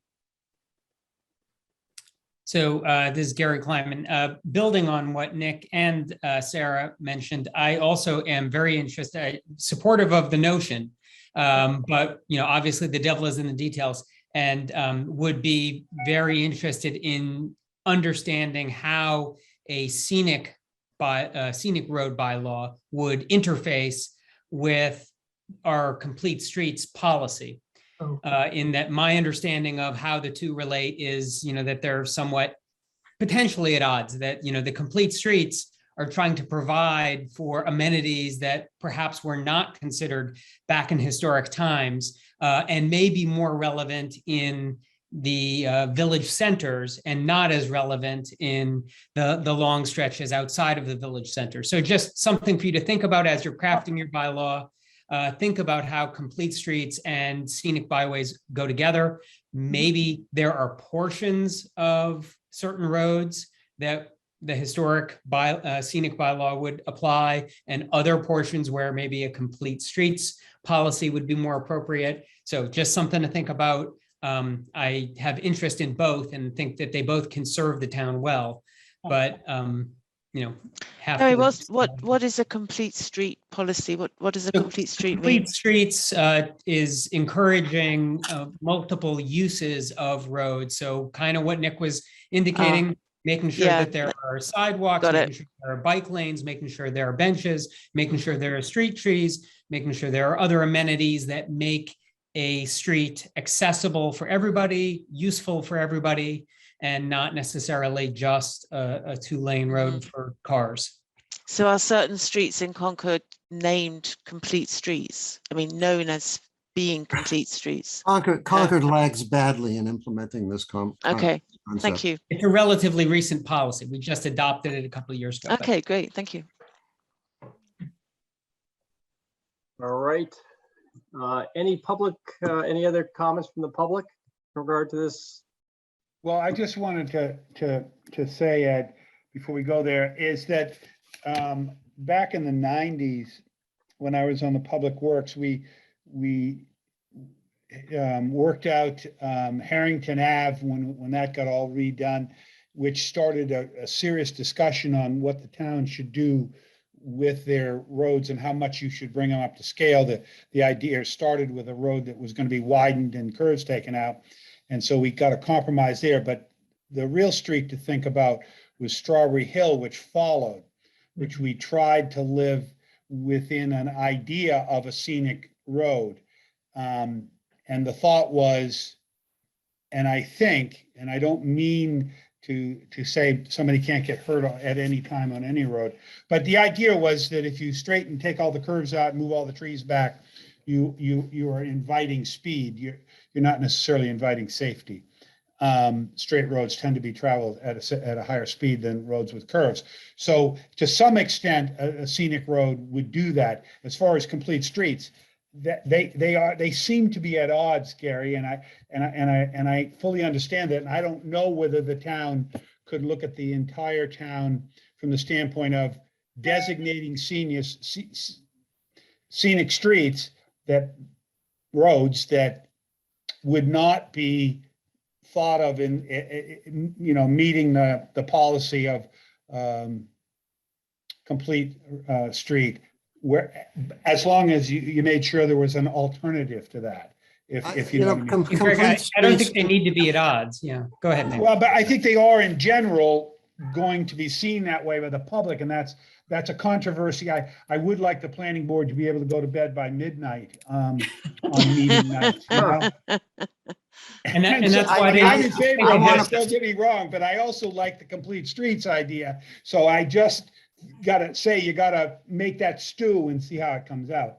That's why I'm encouraging them to think about it ahead of time. You can put the sidewalk behind the stone wall so that people don't see it. You can do things in a way that achieve both goals. Yeah. Yes, in complete streets, some people have this vision that it's looks like an urban area, but really it's only a concept. And the concept is find a way to make it safer and do that. And in my mind, do that in a way that doesn't destroy the aesthetics of the street or the historical value. And does anybody know something else that sprung to mind? In areas where there is a bylaw like this, does it increase the traffic flow? I mean, are there maps and people come to visit and follow all the roads of the scenic streets? Is that something that happens? Does anyone know? Joanne, you may know, but I mean, for example, River Road in Carlisle is a scenic road. I'm sure you've driven on it. I don't know, do you do speed? I don't think they're not deemed as tourists. It's not mentioned, expected to be a tourist feature. This is about helping to preserve the character of the community. Right. Okay. So it wouldn't be something that the visitor center would point people towards. Okay. I think Thank you. Monument Street is a great example. I mean, it does not have a scenic road designation, but it is beautiful. And if you see the bicyclists coming out here on the weekend, it's just amazing. People come here because it is beautiful. Yeah. Yeah. Okay. As the Historical Commission, it is our role to promote a better understanding, appreciation, and preservation of the historic integrity of this community. And that's why we would be encouraging you to consider something like this. It is not, I don't want to encourage more tourists to come to Concord, but I want to preserve what we have. So may I also, I'm sorry for all the questions. This is an interesting topic. So, our jurisdiction is obviously to do with the wetlands, and if it's near wetlands, so I guess so you're just coming to us for people who are interested in. Well, the point is that the legislation at the state level says that the Historical Commission, Planning Board, and Natural Resources or Conservation Commission, that helps. You could nominate a road. So I feel, we felt it was very important that each of you know about this. Again, the details would be the planning board still has to implement it. They still have to develop the rules and regulations with input. But we felt strongly that it was important that you have an opportunity to talk. And thank you. Very interesting. Yeah. Very helpful. Yes, Joanne, you're on mute. Still mute. You're on mute. No, I'm not. There you go. You're good. You want me. In any case, the trees, the only two things that are presumably affected under the bylaw are the mature trees and the stone wall. So therefore, the hearing on the trees would be done in conjunction with the tree warden. So that is certainly something that is very relevant for the Natural Resources Commission. I don't know, I just feel like, actually it has been more than almost 40 years, it's been almost 50 years since the other towns have had it. The only town in the area that doesn't have it is Maynard, but all of our other surrounding towns do. And there's plenty of that, you can look at bylaws from other towns and pretty much see what it's going to be like, but it can't exceed what's in the chapter 4015C. You can't just suddenly start grabbing in things that aren't relevant to that bylaw. It actually is very popular in most towns because it's really helping to preserve by at least having a hearing. Things can't happen in the middle of the night, sort of with no one knowing. At least this is something where there will be a hearing, and safety is obviously would be a concern too. I mean, the planning board isn't going to just say, no, you can't do that, even if everybody's crashing into that tree 4 times a year. So I think the checks and balances have been established in other towns, and they'll certainly be very carefully done in this town. It's not really something to worry about. I think it's something to really celebrate that we're finally getting around to doing this. Yeah, exactly. Thank you, Joanne.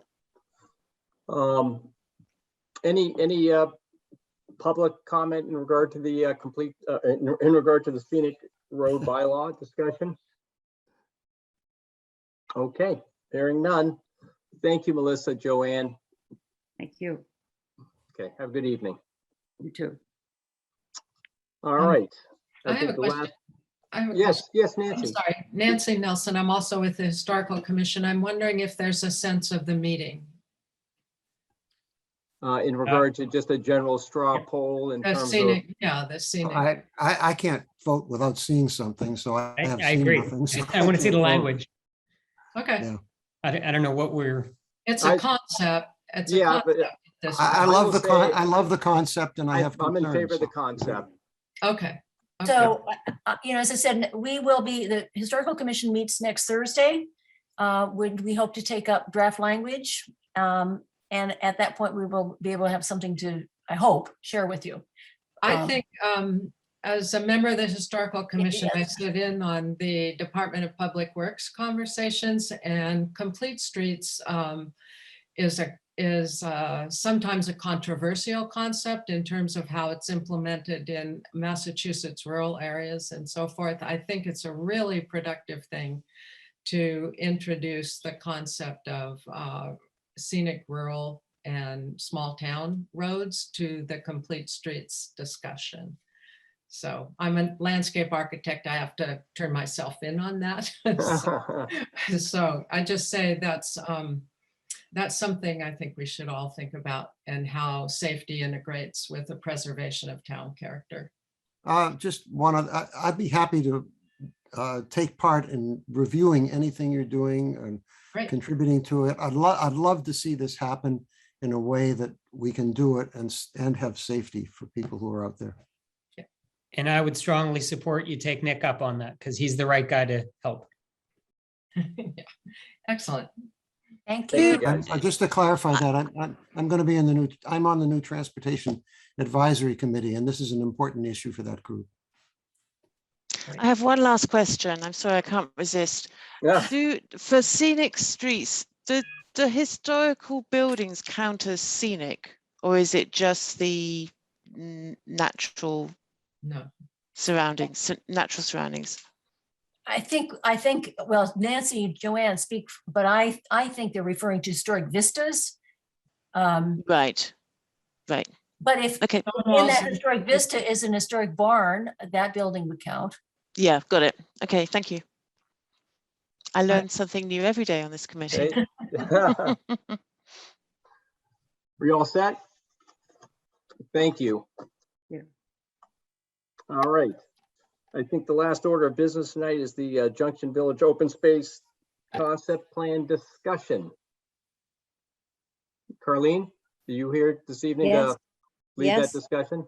Thank you. Yes, I'm here. Thank you so much. I'm so grateful to be here. I've been looking forward to it.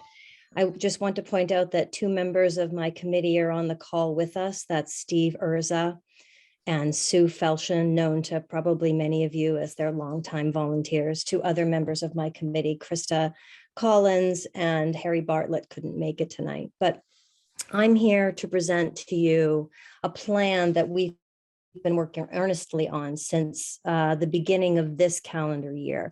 We are a 5-member committee appointed by the Select Board. This started with Chris Whalen, but actually finally came to fruition at the end of last year. And then we established ourselves at the beginning of this year and have been working diligently ever since to present what you have before you here. I'd love to give you a little bit of background on what the project is, or do you want me to just go straight into the concept plan here? I see the hour and I don't want to take too much time. My guess Mr. is you Nardi, could go- what do you think? My guess is you could go into the concept plan. Okay, think that's fine. that's fine then.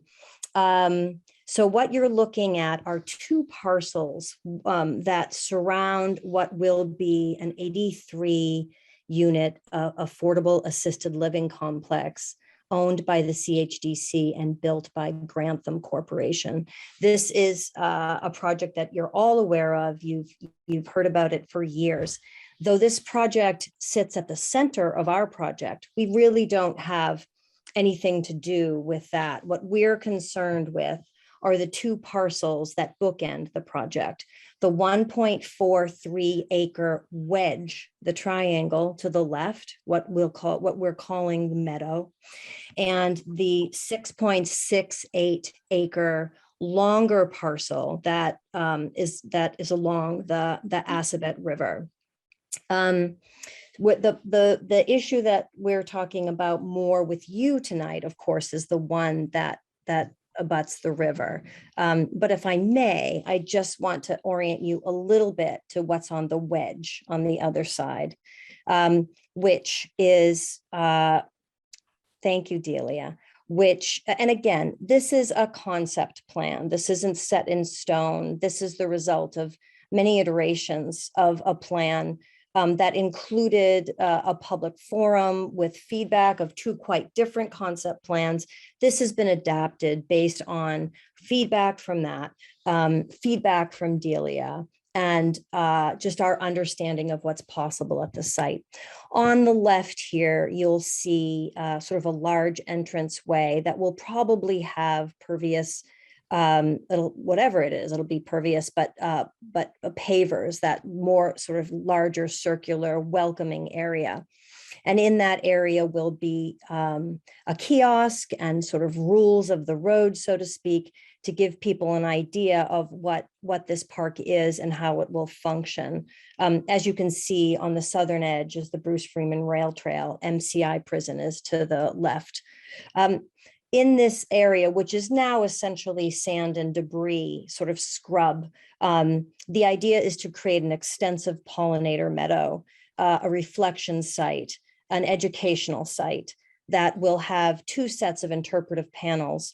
One that will honor the incredible historic value of this entire site as what was once called the Great Encampment, a mustering site to the Civil War. The other will honor the sort of incredible history and economic engine that the prison has been, reformatory and then prison.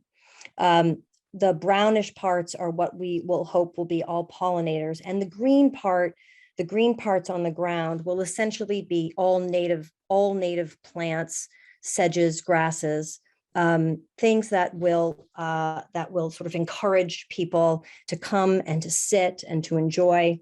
We'll be planting, there are no trees there now. We'll hopefully be planting some large shade trees, including what's called some of the things that we floated, or something called a Freeman maple, tulip trees, pin oaks. The idea is to create shade, to create a place of reflection, a safe place for people to visit, to sit, especially the constituents of the assisted affordable living facility, but anyone along there. As you see, there's a path that stretches, thank you, Delia, along the back of the facility, and that stretches, that would have some sort of fencing on either side of it, probably a rail fence to keep people on that path. And that will take people across to the larger parcel, and the one that we really are here to talk about tonight. I want to orient this parcel to you now. Some of you, many, probably most, or maybe all of you have walked this parcel. It's quite stunning. It's quite beautiful, and it has on it some features that will be preserved under this plan, including this, what you see is this sort of three, like this upside down U, which is a sort of, I always get the word wrong. I say depression, but I'm always corrected to be a recessed area that's already there. It was once a lagoon on the property. So our goal is to create sort of a resting spot there. The idea, what you see there is a 2-foot 6-inch stone, fully accessible stone wall. And then at the top of that, what we're hoping to put is a couple of picnic tables, just a place for people to gather. You'll see on the far left some screening trees, and across the top end of it, and then other native bushes and trees.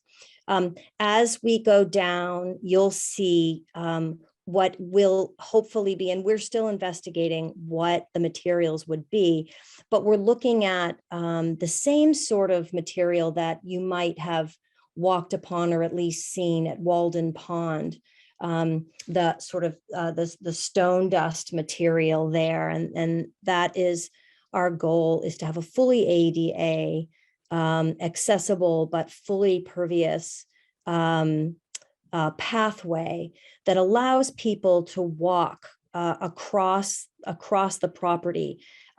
When you see those sort of darker ovals there, those are the more of the same material. We have two set up. The idea is that both are reflection spots. The one toward the northern part of the picture, the top of the picture, we hope to have an interpretive panel that would explain to people the status of this area as a wild and scenic river, and also point out some of the incredible vegetation in the area, including that beautiful sumac grove that you might see in tan, more toward the lower part. Thank you, Delia. The lower part of the picture. And then as we go down the path, and there's another sort of stone dust circle. The idea is that there would be just an overlook. It's an exquisite part of this vista where you can look down the river as it turns the corner toward the village. And there's also an incredible stand of pines right beyond that, not marked on the map, but right beyond that, as you go down the cliff, or the bluff, as people might call it, again, toward the center village. The other thing that I'd like to point out to you is, if you see those tiny little square boxes, the idea, thank you, Delia, there are 9 across the whole site. And the idea with those is to create some sort of opportunity to display public art that again would be public art that would reflect our many artists in town, but also possibly interpretive ideas. For example, a story walk, which is something that the library has approached us about, in terms of something to allow, for example, children to come and to look at the site and understand some of its historical implications and some of the beautiful specimens that are there. It's important for me to explain to you that, Delia, if you could zone out a little bit so we could see the site in its totality, or this area that is in the middle that has sort of a darker shade of green. This is an area that's full of native and natural specimens, and we will preserve. The idea is to preserve all of those, but there is an unbelievable infestation of invasives all throughout that area.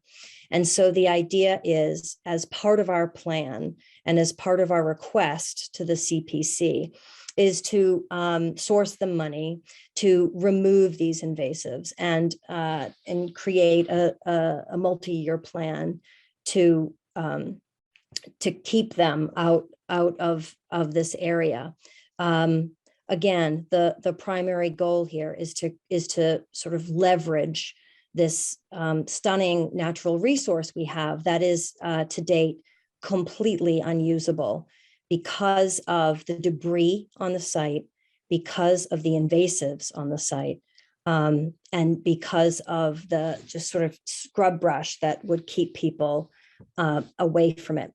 Part of the negotiation with Grantham was to develop this area for passive public use, only accessible via bike, via bike path, which, as you know, is along the southern border of the site, which could be by foot, bike, or whatever else is on the bike path. There is no plan for parking or cars to access this site, other than those that park at the various parking lots or public spaces throughout. And what we just wanted to show you here was that we are fully aware of both the 25 and the 50-foot sort of no disturb zones, and of the riparian zone, and that's marked right with the double or the dotted line right through the middle of the site. We again are fully aware of what can and cannot go into those areas. And so we wanted to sort of bring you on board as we begin to formalize this concept plan after we've gotten a lot of public comment, and we're ready with your thoughts to in January or perhaps early February start to bring more public comment in to see how people feel about this and to see what comment they might have on this probably 5th iteration now of what our plan is for this park. Thank you, Carleen. Delia, before we get started with any comments, can you just give the commission a quick background on the CR of the parcel, just so we get a good context for that? Sure. So as part of the permitting for the 83 units affordable assisted living facility here, the commission required that there was a conservation restriction to be placed on a portion of the parcel. And initially Grantham Group had suggested placing both these open space parcels into restriction, and the commission said probably not really any conservation values associated with this because it's got the Bruce Freeman, it's got the development right here, and then the prison. And so, and if there's programming, that might be a good place for it. So this was really the focus. Oops. So Delia, that's not up on the screen. There's nothing up on the screen. Oh, I'm so sorry. Yeah. I took off the share. My apologies. No problem. No worries. Thank you. Don't worry. Okay, so this parcel was initially proposed, and the restriction is limited to, I don't know why this changed on I lost my green. No, we Anyway, can see it. you can see it. Okay, We can see it, Delia. very good. So this is the restricted area here, the 6.6 acres. The CR has not yet been drafted. So that is something that Grantham Group and the CHDC is working on. And it, I mean, restrictions are very site specific. Whatever is proposed as a non-natural element on the site needs to be included within the conservation restriction. At the Concord Park, on the other side, south of Neshoba Brook here, further down the Assabet, there are some, hard packed gravel, stone dust paths and picnic benches that are within the restriction. So those just needed to be written into the body of the document so that those are recognized and accepted. Is that helpful? Yeah. And is no, there anything thank else you. that you want to? Request. I'm having trouble. I think that map is kind of upside down to the way I'm used to looking at that area, and my brain's having trouble with it. Do you have Let me zoom out a little bit. So I can orient you, or Delia, you can orient them. Yeah. Do you see so Here's Winthrop Street here, right. and Bruce Yeah, Freeman. which Rail way is Trail north? here. Is north down? This is north. Here's the north arrow. It's the arrow. So the rotary is up here, Okay. and just off. Where's the plan- Commonwealth? And Commonwealth Ave is down here on the left. I see. Commonwealth That's Ave is right. here. Yep. And then Okay, Concord Park is off the plan here, but this is, Neshoba Brook comes in just off the plan here. right, okay. Yeah, I guess I just to lead it off a little bit, I listened to the, I think it was a presentation back in October, perhaps, maybe Yeah. mid-October. And I know, again, great presentation, a lot of commentary, but I do recall Delia suggesting at that point, or strongly suggesting, that a lot of the built environment there, at least what we're looking at a little bit, maybe that, I don't know. It's if an already changed. Ed. amphitheater. Yeah. What's that? Yeah, there was a lot of different things in the plan that have now been adjusted. I really admire the way that the plan has evolved over such a short time. I think Yeah, it's although great. I see less, but I still see a fair amount in there in terms of, the benches make sense, the picnic tables. But I don't quite understand the U shape. Is there seating built around that, or is it There just is, a depression? So there is a depression already. So there's nothing that needs to be done there. It's already there and would have to be dealt with. I mean, either it could be filled, but that would be a shame because it's already there. So the idea is to install, like granite seating essentially. And we're hoping to source, even perhaps old granite from rail beds. To put in, it would be, 2 feet by 6 inches is what the vision is, so that people could go in there and sit around and, have a book club or eat their lunch. Part of the idea of this is that the businesses in the village, will be able to refer people to some of the public parks that are now flourishing, Junction Park, the Giroux Land, the Tea Cakes Plaza. Because it would be a nice place to stop and go. And so that's already there, that depression. And it's important that folks understand it's not something we would dig out. We would end up likely digging out again on the wedge, because that's a lot of really sort of junky material, but there's no reason to touch most of the area in here other than pulling out the invasives that are strangling all of the, native plants. If I might, and I've watched this thing develop a little bit over the last, since we got involved in it. And I don't quite understand what we're doing here from the standpoint of using every piece of land for human use. I understand the triangle has very little value. It's right on the Bruce Ribbon Rail Trail. It's away from any, and it's modest in size, but I believe the plan is wonderful for humans. But if I'm a rabbit or a fox or a bobcat, you just wrecked my life. Well, where do I go and make my den? Where do I go? We've across Com Ave, we've got the Bruce Ribbon Rail Trail. One could put up educational pavilions along that as you wish, especially in the triangle. Across the way, we have the town beach, and we saw trails going in there, and we worked that all through. To me, it's bothersome that a piece like this, which yes was ruined by the reformatory over the years, and that swale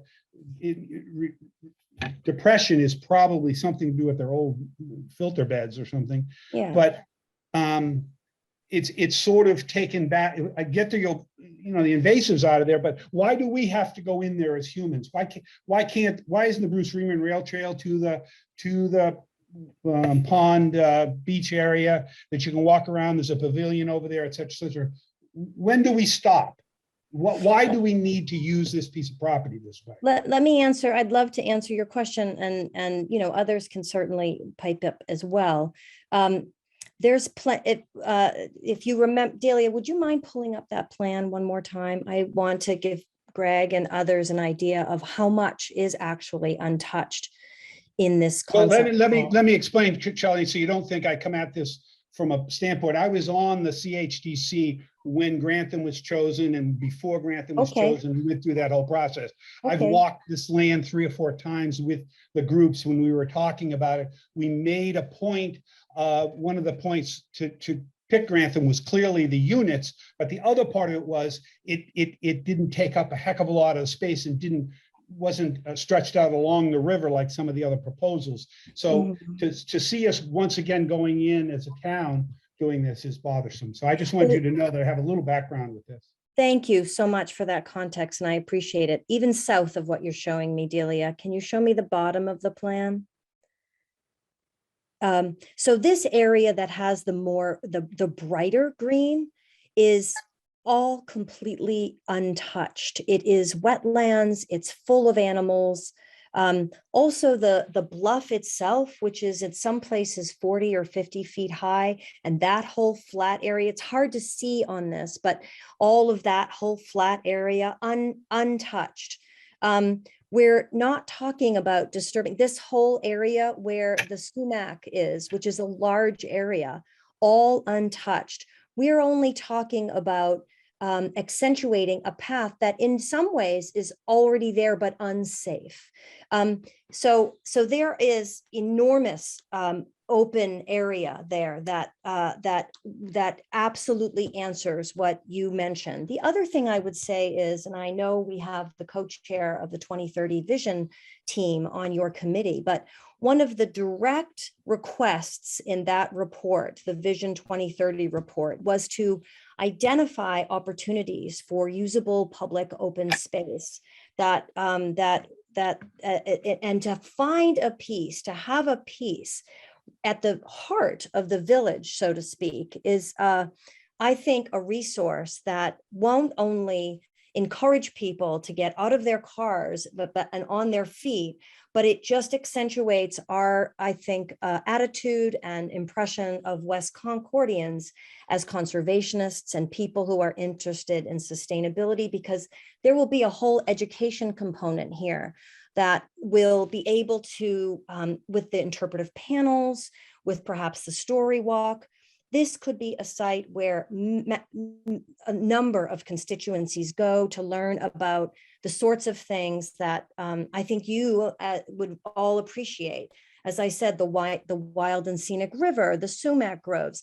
The vision is, you know, the kids from, I'm pointing down my street because I live on Highland Street, the kids from Concord Carousel, from CCC, people from Minuteman Arc, the Council on Aging, that this is a walkable area for people to go and to learn and to reflect and to experience nature in a way that I don't think is necessarily possible in some of in that much area. So it does seem to me, I understand what you're saying, and there's a lot of conservation land that is largely untouched in Concord, but this is a gem, a jewel of an area right inside the village. And to me, it would be a shame not to connect it in some way to the heart of the community. Well, yeah, but you're not connecting it to other animals. I mean, that area down the bottom you're showing that may be wild, how do they get there? How do they get anywhere else? Who? I mean, what part of the goals in conservation land is to allow trails, allow connectivity, to allow the animals to get from one place to another. This is an island for the animals. Well, keep in mind, there's a massive. I think there's value to educating the public. There's value to the public having recreation space. But personally, I wouldn't consider this a very wild and scenic area for the creatures. But there is a very large expanse all along the riverbed and along the cliff and along the riverbed on the bottom of the bluff and all through this southern area here that is now possible. I mean, keep in mind, there's going to be this development up here. I'm not sure what you're thinking is going to be compromised by putting in a path and taking out some of the invasives, which we clearly would benefit from removing. Invasives that include.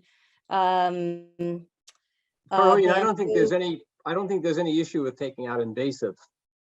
You know, that's always a benefit at the end of the day. Yeah. Great. Yeah, thanks. Since Carleen invoked me from my experience with Envision Concord, I did want to point out that both the West Concord Master Plan and the Envision Concord did make specific reference, actually not so much to, well, it made specific reference to trying to increase access to waterfront in the village centers. And that's exactly what I think this plan tries to do with these couple of stone dust access points. And I like that. I think that's great. Responding to Greg and Nick's point, I I think to the extent that we can pull things out of the 50, 50 foot, then I think it opens up this highway, this nature corridor along the riverbank, as you alluded to, Carleen. And Nick, I think it ceases to become an island if you have the whole bank accessible to wildlife. And so There's the bank. I can't, because this doesn't show the neighboring properties. Do the animals have access along the river to the? Yes. Yeah, to the north, it goes up, on the prison land and up to eventually Route 2. So I think that Okay. going the other way, they go under the bridge along Neshoba Brook and over to the southeast to the Assabet. But Okay. It would be helpful to have maps that showed that to me. That's Yeah. what I was looking for from the start. Right.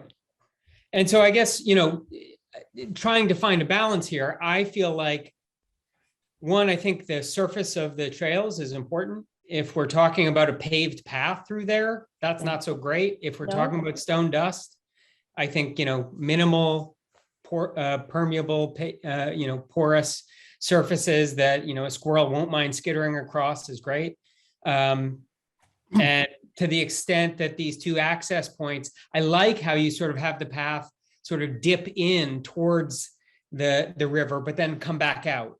So that, you're kind of trying to keep people back outside the 50, but allowing them these two access points, which is responsive to our long range plan and to the West Concord master plan. It is nice, we have this wonderful asset, and I agree, Greg, we're blessed. We've got assets across the road at Giroux.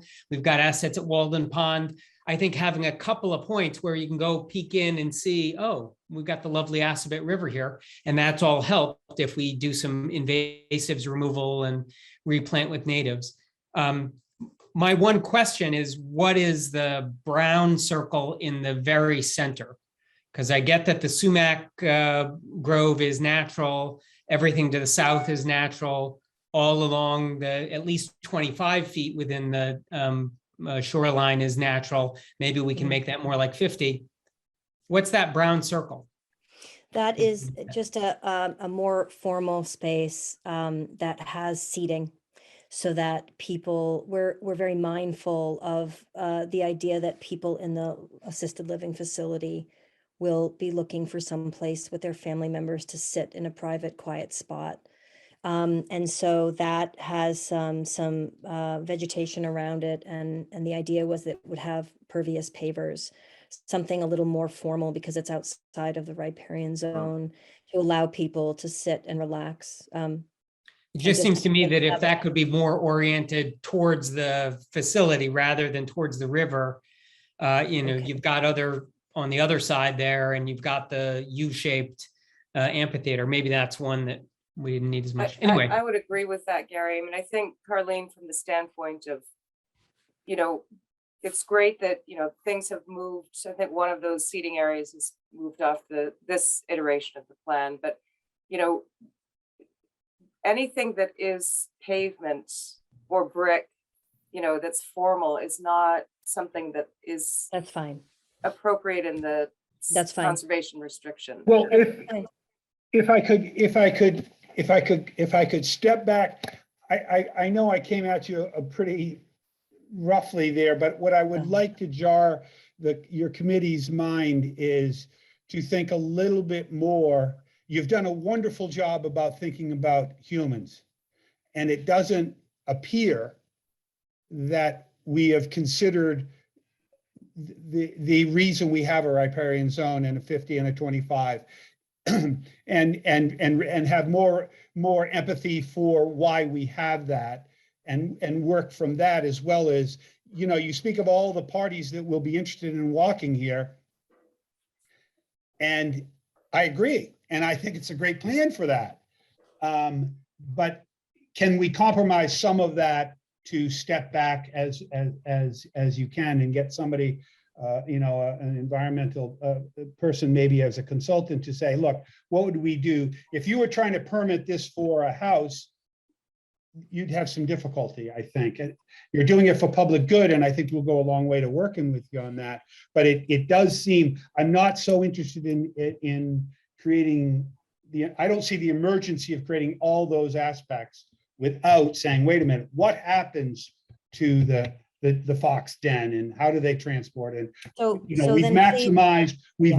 you know, we have people that come in front of us and say, we've done everything we could. This is the one thing we can't seem to move back a little bit. I hope you could compromise. And then we try to work with it. But I think you're hearing from me anyways, that I'm with you, but I think we just need to, I'm not so worried about those school kids coming in there. I'm a little more concerned about the bicycles coming off of the main drag there and riding through there, as people are down in the village square there. They're talking about the problems they're having with the cyclists.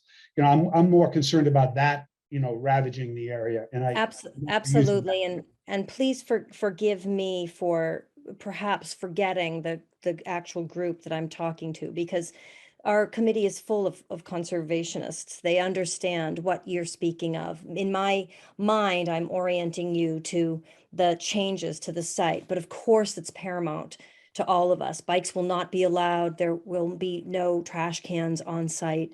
The idea is that we absolutely respect and honor and preserve the wildlife and the vegetation there. And you know, forgive me for not emphasizing that from the beginning. And please don't hold that against the plan because of my ignorance in perhaps presenting what the human impact will be and not the preservation of what is already there. We all understand exactly what you're talking about.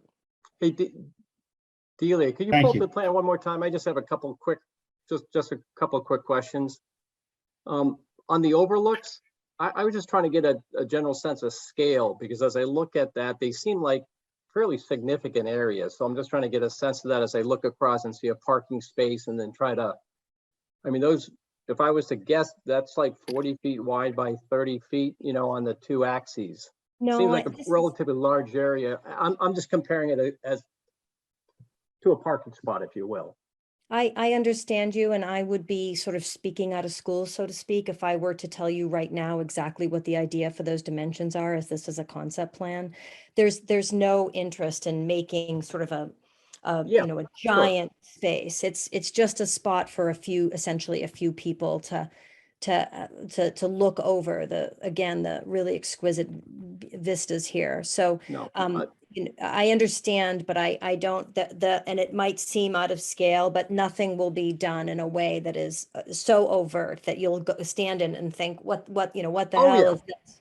I'm really just suggesting that perhaps to help you, because at first blush they seem like significant areas. That's all. Yeah, they do. They're almost 50 feet wide. Yeah, I mean, Yeah, again, no, and again, it'll seem a lot less. I would say something similar to Greg, which is I would be a lot happier with this if this trail along the river and the overlooks were at least 50 feet from the water. Yeah, I would agree. And the only other comment I had was in regard to the black squares. Again, I'm not exactly sure their purposes, and you know, if they're for rotating art and things of that nature. I guess I'd have concerns of that being in more of a CR districts. Anyway. Yeah. So again, I mean, give the animals 50 feet at least. At Okay. least. Okay. No paths, no overlooks in that area. I mean, Sumac Grove is a nice thing, but use it. I mean, I'd rather have the animals there than the sumac personally. Okay. Yes, Carlin, please. So are you suggesting because I don't think that's negotiable for us. I wouldn't want to remove that Sumac Grove. Is that what you're suggesting? No, Mr. no. Pappas? Oh, no. No, I'm not saying remove it. I'm just saying if you have to move the overlook back and you have to sacrifice a little bit of the grove, that's not so bad. Okay. I think you could probably fit it there, Nick, if they scale it more appropriately, honestly. You know, yeah, I think rescaling the overlook sounds like a good idea. I actually think it's, from my perspective, again, this is also trying to balance the point of the overlooks. I think the overlooks can poke into the 50, okay? But I don't think the path should. The path, Okay. you know, you can poke in to have your little look and then come back out with the path. Okay. That's my. But Well, I think, I'd rather see them both out of the 50. I don't see Well, why the overlook should be there. I think do there's a recall balance. And I that- think by shrinking them down, you'll Yeah. come out a significant amount. I think they will. And the You think commission they will will probably what, recall that at Mr. Giroux, Nardi? there was the path adjacent to Warner's Ponds that they moved out of the 25, but they felt strongly that they wanted to leave it within the 50 exactly because of the proximity and being able to bring people to the water's edge. And I think this is, I would agree with Gary that I think that's similar here. But you do need to shrink them down and understanding this is a concept. Yeah, those are huge areas. They're Yeah. very large, several hundred square feet each. Yeah. All right, I any see. further comments from the commission or Delia? Nope. Okay, and just by chance, any comments from the public? Sue Felshen. I would add Sue Felshen, 19 Sunnyside Lane. I'd actually like to pose a question, which is, I see that we can easily move the path out of the 50-foot.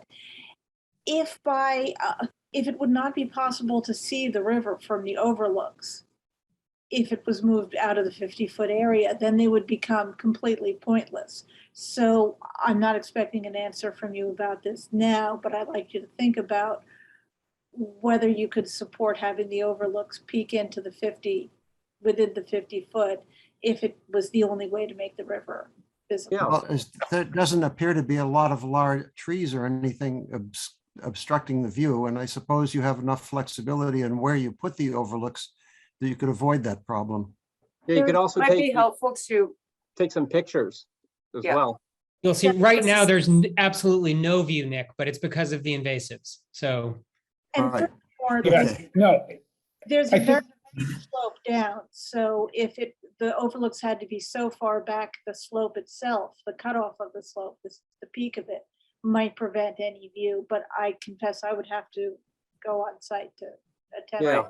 so, and Sue- I'm happy, Carlene, to work with you and Thank you. the committee to kind of, just tweak the plan to get it to be something I think, you're hearing directly from the commission, and this is a good conversation to have, but just to sort of for the sake of efficiency, I can Thank you. work with you on the plan and then maybe bring something back for the commission to review again in a month or so. Thank you. Sue, that's exactly the way we work through these projects, is that the petitioners, which you folks are in this particular instance, get our feedback and realize, okay, and if you come back to us and say, we've downsized it, we've done this, this, and this, but if we can't put it in this little area, we'll have no view. And that's the kind of thing we say, okay, you stretched the envelope and done the best you can, and now we have to make a decision. And usually, we work it through that way. So it isn't, you just, at this point, we don't say yay or nay. We just try to give you our sensitivities. My sensitivity, I'm supposed to be on a Natural Resources Commission, protecting the natural resources, and that's a lot of things, the least of which sometimes in our minds are the human beings, Yes, absolutely. Thank you for the feedback. Hey, Ned, you've got a question? Yes, I just hope, this has been a terrific discussion, and I appreciate the perspective of the commission. I hope we work together.